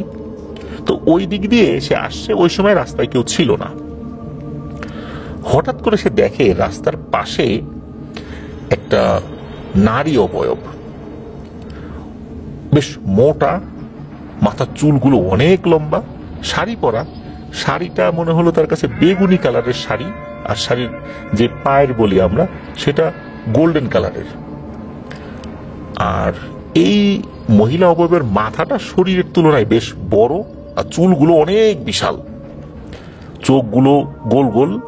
তবে চেহারাটা যে খুব ভয়ঙ্কর বিষয়টা এরকম না, মানে মানুষের মধ্যেও কিন্তু এরকম বেশ মোটা সোটা মানুষ আছে, মাথা অনেক বড়, কালো চেহারা, ওই রকম আর কি। তবে তার কপালের উপরে ত্রিশূল আকৃতির এক ধরনের চিহ্ন আঁকা ছিল, হাতে ছিল একটা লাঠি। খুব রাগান্বিত ভাবে ওই মেয়েটার দিকে তাকিয়ে আছে। তো মেয়েটা এর আগে তো তাকে কখনো দেখে নাই, আর তাকে দেখে যে খুব ভয়ঙ্কর আকৃতির, দানবীয় আকৃতির কিছু মনে হচ্ছে, বিষয়টা এরকম না। তার হাইট কিন্তু স্বাভাবিক মানুষের হাইটই ছিল, তবে এই টাইপের মহিলাকে সে আগে কখনো দেখেনি। আর তার দিকে এমন ভাবে চোখ করে তাকিয়ে আছে, আর এত বড় লম্বা লম্বা চুল, এই টাইপের মহিলা তার এলাকায় আছে বলে সে জানে না। তো ওই মহিলা হঠাৎ করে বজ্র কণ্ঠে বলে ওঠে, কিরে বাড়ি যাস, আমাকে বিয়ের দাওয়াত দিবি না? জাস্ট এতটুকুই বলছে। এরপরে সে কি করেছে, ও ওইটুকু বলেই কিন্তু সে চুপ করে আছে। আর এই মেয়েটা দৌড় দিয়ে, মানে ওইটার সাইড কেটেই দৌড় দিয়ে বাড়িতে চলে গেছে। বাড়িতে যাওয়ার পর সকলকে বলছে যে এই রাস্তায় কি একটা ভয়ঙ্কর মহিলাকে দেখলাম, বলে যে কি রে বাড়িতে যাস, আমাকে বিয়ের দাওয়াত দিবি না? এ লোকটা কে, আমাদের বাড়িতে বেড়াতে আসছে নাকি? এখন পরিবারের সদস্যরা তার কাছ থেকে বিস্তারিত বিবরণ শোনে, তারাও বাইরে আসে, এসে ওই দিকটাতে যায়, তবে এরকম কোনো মহিলার চিহ্ন তারা কেউ পায় না। ওই দিন সন্ধ্যার পর থেকে এই যে মেয়েটা, সে ঘরের এক কোনায় বসে বসে গুনগুন গুনগুন করে কি যেন বলে। সে নাকি একবার বলে, মানে পরিবারের সদস্যরা চিন্তা করছে, শুরুর দিকে বলেছে যে তুই কি বলিস, কোনো উত্তর দেয় না, ওরকম আপন মনে বলতেই থাকে। তো তারা শোনার চেষ্টা করছে যে কি বলে। তো সে বলছে 7 দিন পর নেব, 14 দিন পর নেব, না না বিয়ের রাত্রে নেব। তো এরকম কথা বারবার বলছে, 7 দিন পর নেব, 14 দিন পর নেব, বিয়ের রাতে নেব। এরকম মাঝে আবারও বলে 21 দিন পর নেব, মানে এরকম 7-এর গুণিতক যেমন বিভিন্ন যেই সংখ্যাগুলো, এগুলো বলছে। তো ওর এই কথার মাথা মুন্ডু তো পরিবারের সদস্যরা কিছুই বুঝতে পারছে না। তবে এই টাইপের গুনগুন করে শুধু এই শব্দগুলো বলা ছাড়া তার আচরণ কিন্তু স্বাভাবিকই ছিল। খাওয়া দাওয়া ঠিক আছে, ঘুম ঠিক আছে, অন্যদের সাথে কথা বলা ঠিক আছে, কিন্তু ঘরের এক কোনায় মাঝে মাঝে বসে সে এইভাবে বিড়বিড় করে গুনগুন করে এই কথাগুলো বলতে থাকে। 7 দিন পর্যন্ত এরকম চলেছিল। তার বিয়ের কথা ছিল মোটামুটি 1 মাস পর, মানে ওই যেই দিন এই ঘটনাটা ঘটলো তার 1 মাস পর, 1 মাস পরের কোন একটা দিন আর কি। তো 7 দিন পর থেকে তার আচরণে কিছু পরিবর্তন দেখা দিল। এই গুনগুন করা ছাড়া তার আচরণটা মোটামুটি স্বাভাবিকই ছিল, কিন্তু এই স্বাভাবিকতা আর থাকলো না। সে উল্টাপাল্টা কথাবার্তা বলে, তার ঘুম আসে না, রাত্রেবেলা ঘুমালে রাত্রেবেলা চিৎকার চেঁচামেচি করে ওঠে, হঠাৎ হঠাৎ হাসে, হঠাৎ হঠাৎ কাঁদে, খাওয়া দাওয়া একরকম বন্ধ করে দিয়েছে। তো এরকমের আচরণ। এখন পরিবারের সদস্যরা এটা নিয়ে যখন চিন্তা ভাবনা করেছে যে কি ব্যাপার, হঠাৎ করে এরকম আচরণ হলো কেন, পরিবারের কেউ কেউ বলেছে বা আত্মীয় স্বজনরা বলেছে, আরে ধুর ওর ভীমরতি ধরছে, নিশ্চয়ই কোনো ছেলেকে পছন্দ করে, এখন বিয়ে ঠিক হয়েছে, এখন একটা নতুন নাটক সৃষ্টি করছে যাতে করে বিয়েটা ভেঙে যায় আর ওই ছেলের সাথে ভাগতে পারে। তো এই টাইপের মানে কথাবার্তা, মানে লোকজন যেভাবে কটু কথা যে ওয়ার্ডগুলো উচ্চারণ করে বলে আর কি, এইভাবে তারা বলছে। আসল ব্যাপারটা কিন্তু কেউ ধরতে পারছে না। সবাই ধারণা করছে যে মেয়েটা সে ইচ্ছাকৃতভাবে এই আচরণগুলো করছে। এইভাবে চলে গেল আরো 7 দিন। 14 দিন পর থেকে শুরু হলো আর একটা সমস্যা। এটা এমন পাগলামি, এই পাগলামির আসলে কোনো মানে হয় না, মানে এইটা কেউ নাটক করতে পারে না। সে দেখা যাচ্ছে যে নিজের শরীরে নিজে কামড়ে দিচ্ছে, রক্ত বের করে ফেলছে, তারপর শরীরে জামা কাপড় রাখছে না, নিজের চুল নিজে টেনে ছিঁড়ে ফেলছে, তারপরে হঠাৎ করে কাঁচা কোনো জিনিস খাওয়া শুরু করে দিয়েছে। এটা কিন্তু যখন শুরু হলো তখন পরিবারের সদস্যরা চিন্তা করলেন যে আরে এইটা তো বিষয়টা তো স্বাভাবিক না, এতক্ষণ তো বিভিন্ন মানুষের কথা শুনে বা এতদিন তো বিভিন্ন মানুষের কথা শুনে ওকে দোষারোপ করছে যে বিয়ে করতে চায় না, এই জন্য এরকম আচরণ করছে। কিন্তু এখন যেটা ঘটছে এটা তো স্বাভাবিক না। ওর সাথে তখন কথাই বলা যায় না, এমন একটা অবস্থা, তাকে শেকল দিয়ে বেঁধে রাখতে হয়, এমন পর্যায়ে চলে যায়। এই বিষয়গুলো যখন ওই যে ছেলে যার সাথে বিয়ে ঠিক হয়েছে তার পরিবারের কাছে গেল, তারা কিন্তু বিষয়টা নিয়ে ভেবে চিন্তে না করে দিলেন যে না, এই মেয়ের সাথে বিয়ে হবে না, এর জিনে ধরছে, এর সাথে আমরা ছেলের বিয়ে দিব না। তো তারা না করে দিলেন। কিন্তু এদিকে কি হয়, ওনারা হুজুরের শরণাপন্ন হন। তো হুজুর তো দেখে কিছুই বুঝতে পারে না। হুজুর বুঝতেই পারছে না যে তার উপর কি ব্ল্যাক ম্যাজিক করা হয়েছে, তাকে জিনে ধরেছে নাকি। হুজুর সন্দেহ করেন জিনে ধরেছে, তো হুজুর দোয়া কালাম পরে তার উপর জিন হাজির করার চেষ্টা করেন, কিন্তু ব্যর্থ হন। এই জিনকে সে হাজিরই করতে পারে না, মানে কোনো প্রভাবই, এই রুকিয়ার কোনো প্রভাবই তার উপরে নাই। হুজুর বলেন যে ওরা মানসিক রোগের ডাক্তার দেখান, ওরা জিনে টিনে ধরে নাই, ওকে ডাক্তার দেখালে ঠিক হয়ে যাবে। তো ডাক্তারও দেখানো হয়, ডাক্তারও চিকিৎসা করার চেষ্টা করেন, পরীক্ষা নিরীক্ষা করেন, ওষুধ দেন, শুধু ঘুমের ওষুধ দেয়। ঘুমের ওষুধ দেওয়ার পরও তার ঘুম আসে না, মানে অল্প সময় ঘুমায় আবার উঠে যায়, আবার সেই আচরণ। তো ডাক্তার উনি তো ওনার মতো করে ট্রাই করছিলেন। এরপর একজন লোক ওই পরিবারে এসে বলে যে এই কিছুদিন আগে আম্বরখানা এলাকায় একটা ছেলের জিনে ধরছিল, কোনো চিকিৎসায় ভালো হচ্ছিল না, ওই বিমল সাধুর নাম খালি বলছে আর ওই জিন পালাইছে। তোমরা কি ওই বিমল সাধুর কাছে মেয়েটাকে নিবা? যখন এই কথাগুলো বলা হচ্ছে তখনও কিন্তু ওই মেয়েটা হসপিটালেই রয়েছে, হসপিটালের বিছানায় শুয়ে রয়েছে। তখন সে যে ঘুমিয়ে আছে বিষয়টা এরকম না, সে জাগ্রত অবস্থায় হয়তোবা ছিল, কিন্তু চোখ বন্ধ করেছিল।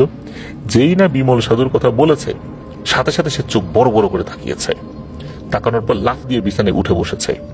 উঠে বসার পর সে বলছে যে এই ওই সাধুর কাছে তোদের কি কাজ? সাধুর কাছে কি কাজ? ও তো একটা ভণ্ড, ওর কাছে যাওয়া লাগবে না। তো এই যে এই কথাটা হচ্ছে বেশ কিছুদিনের মধ্যে এই মেয়েটার প্রথম কোনো স্বাভাবিক কথাবার্তা। কিন্তু সে বিমল সাধুকে চেনেও না, বলে সে একটা ভণ্ড, এটা সেটা বলল। এটা কিন্তু পরিবারের সদস্যরা খেয়াল করেছে যে বিমল সাধুকে তো তার চেনার কথা না, তার পরিবারের সদস্যরাই তো চেনে না, এই মেয়ে চিনবে কিভাবে? তো পরিবারের সদস্যরা বলেন যে তোকে ওর কাছেই নিয়ে যাব। তখন এই মেয়েটা বলে না না না, ওর কাছে আমার কাছে নিস না, ওর কাছে আমাকে নিস না, আমি এই মেয়েকে ছেড়ে চলে যাব, ওর কাছে নিস না। এরপর কি হয়, আশ্চর্যজনক ব্যাপার, পরদিন সকাল থেকেই এই মেয়েটা পরিপূর্ণ রকম সুস্থ, একদম স্বাভাবিক। কিন্তু ও বলতে পারে না যে গত কয়েক সপ্তাহের সাথে কি হয়েছে, ও কিছুই বলতে পারে না। বিশেষ করে ওই প্রথম 7 দিনের পর ওর আচার আচরণ যে পরিবর্তন হয়েছে, এরপর থেকে ওর আসলে কিছুই মনে নাই। ওর শারীরিক অবস্থা খুব দুর্বল হয়ে গিয়েছিল। এক আত্মীয় পরামর্শ দেয় যে ওকে বিমল সাধুর কাছে নিয়ে চলো, দেখি না কি হয়, ওর যে শারীরিক অবস্থা আরো বড় ক্ষতি হয়ে যেতে পারে পরে।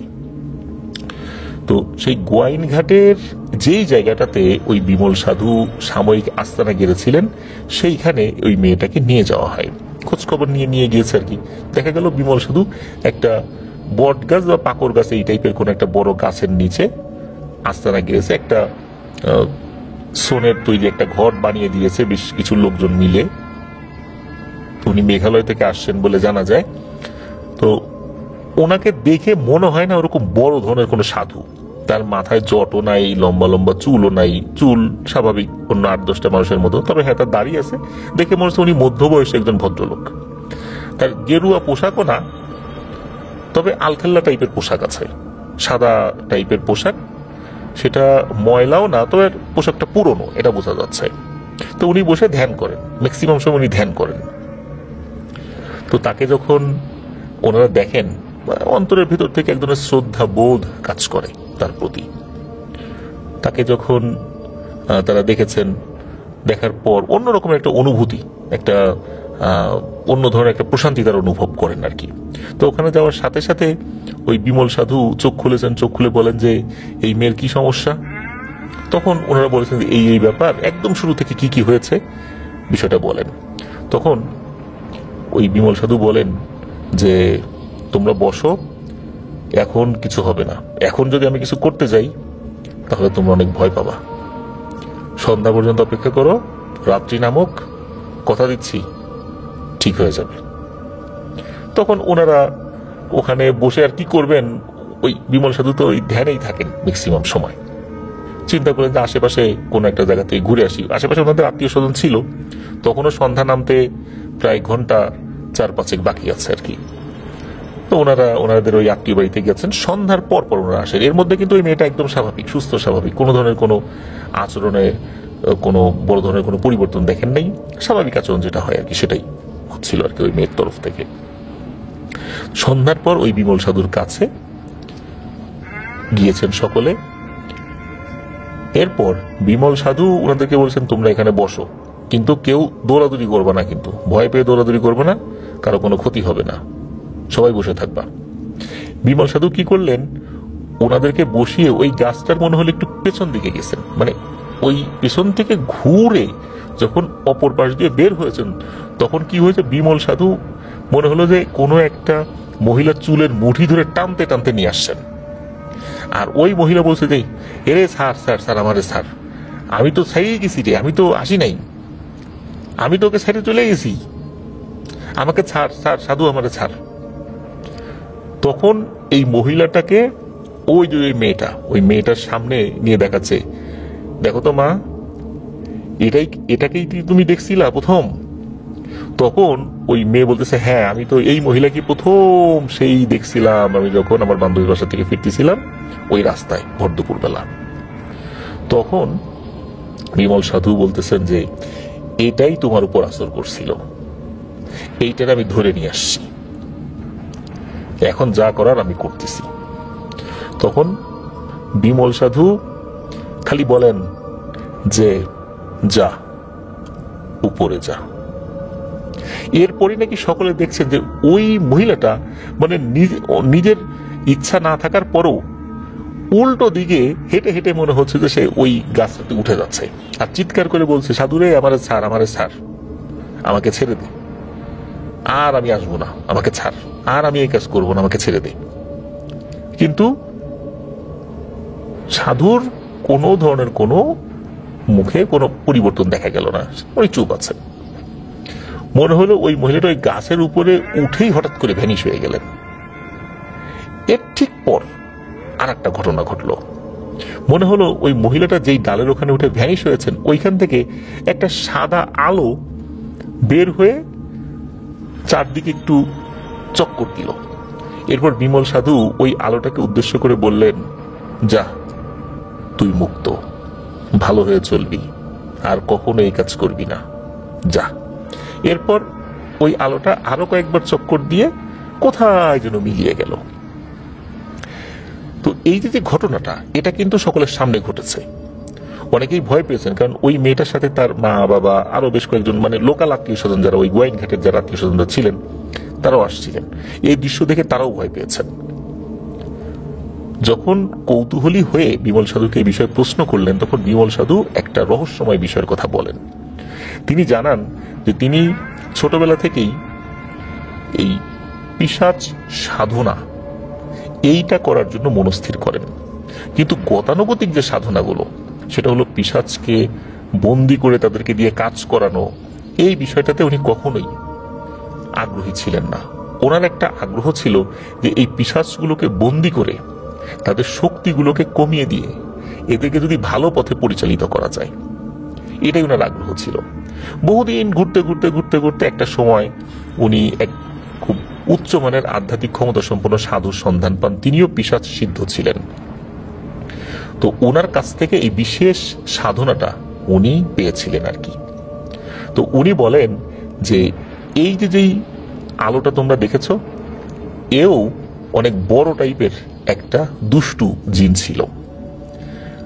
কোনো এক লোকের উপর আক্রমণ করেছিল, আমার কাছে নিয়ে আসে, এরপর আমি এইটাকে ধরে বন্দি করে ফেলি। আমি যেখানেই যাই না কেন এই বন্দি থাকা জিনিসগুলোকে আমি সাথে নিয়ে যেতে পারি। যখন আমি একটাকে বন্দি করি, এরপর ওর শক্তিগুলো, ওর শয়তানি শক্তিগুলো কমতে থাকে, তবে ও ভালো কোনো কিছু করতে পারে, এই শক্তি তার থাকে। এরপর আমি অপেক্ষায় থাকি পরবর্তী আর কোন দুষ্টু পিশাচ আমার কাছে আসবে, তখন এটাকে আমি ছেড়ে দেই আর ওর জায়গায় এটাকে বন্দি করি। এমন অনেকগুলো দুষ্টু পিশাচকে আমি বন্দি করে রেখেছি। এই যে যেই পিশাচিনীটা, এই পিশাচিনীটা শ্মশানে থাকে, ওর একটা মেইন টার্গেট থাকে। সেই টার্গেটটা হচ্ছে যে বিয়ে হবে, বিয়ের দিন তারিখ ফিক্সড হয়েছে, এমন কোন মেয়ের উপর আক্রমণ করে এবং বিয়ের রাত্রেই ওকে মেরে ফেলে, অথবা বিয়ের আগেও মেরে ফেলতে পারে। তো এই ধরনের মেয়ের উপর আক্রমণ করে তাকে যদি মেরে ফেলতে পারে, তাহলে ওর শয়তানি শক্তি নাকি বেড়ে যায়। ও এই একই কাজ করেছিল, এই মেয়ের উপর আক্রমণ করেছিল। এখন এটাকে বন্দি করে ফেলেছি। আবার যদি কখনো আর একটা এরকম দুষ্টু পিশাচকে পাই, তখন একে ছেড়ে দিব, ওটাকে বন্দি করব। এরকম একটাকে আমি ছাড়ি, আর একটাকে বন্দি করি।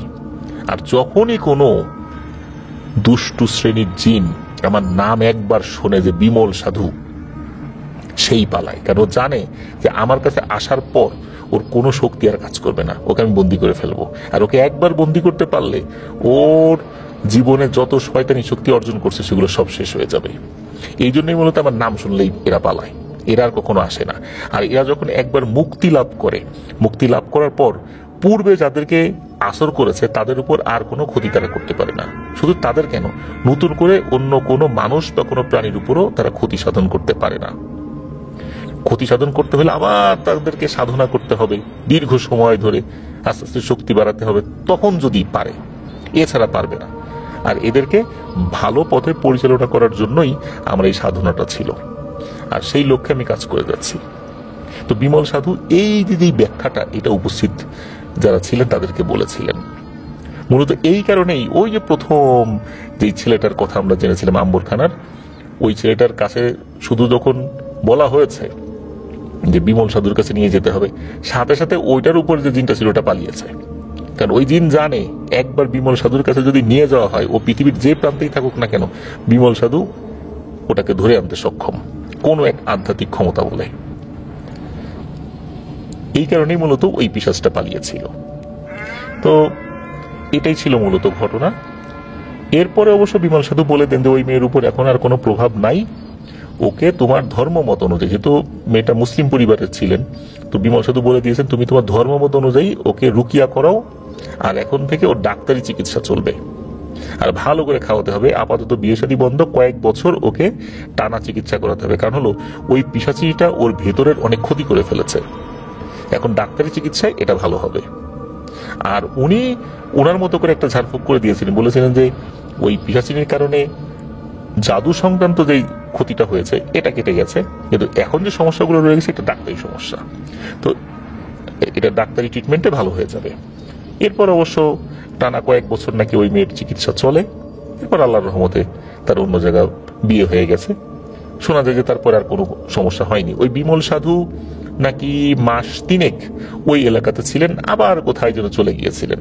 শোনা যায় উনি আবার ওই মেঘালয়ের দিকে চলে গিয়েছিলেন। এরপরে আর কখনো এসেছিলেন কিনা জানা যায় না।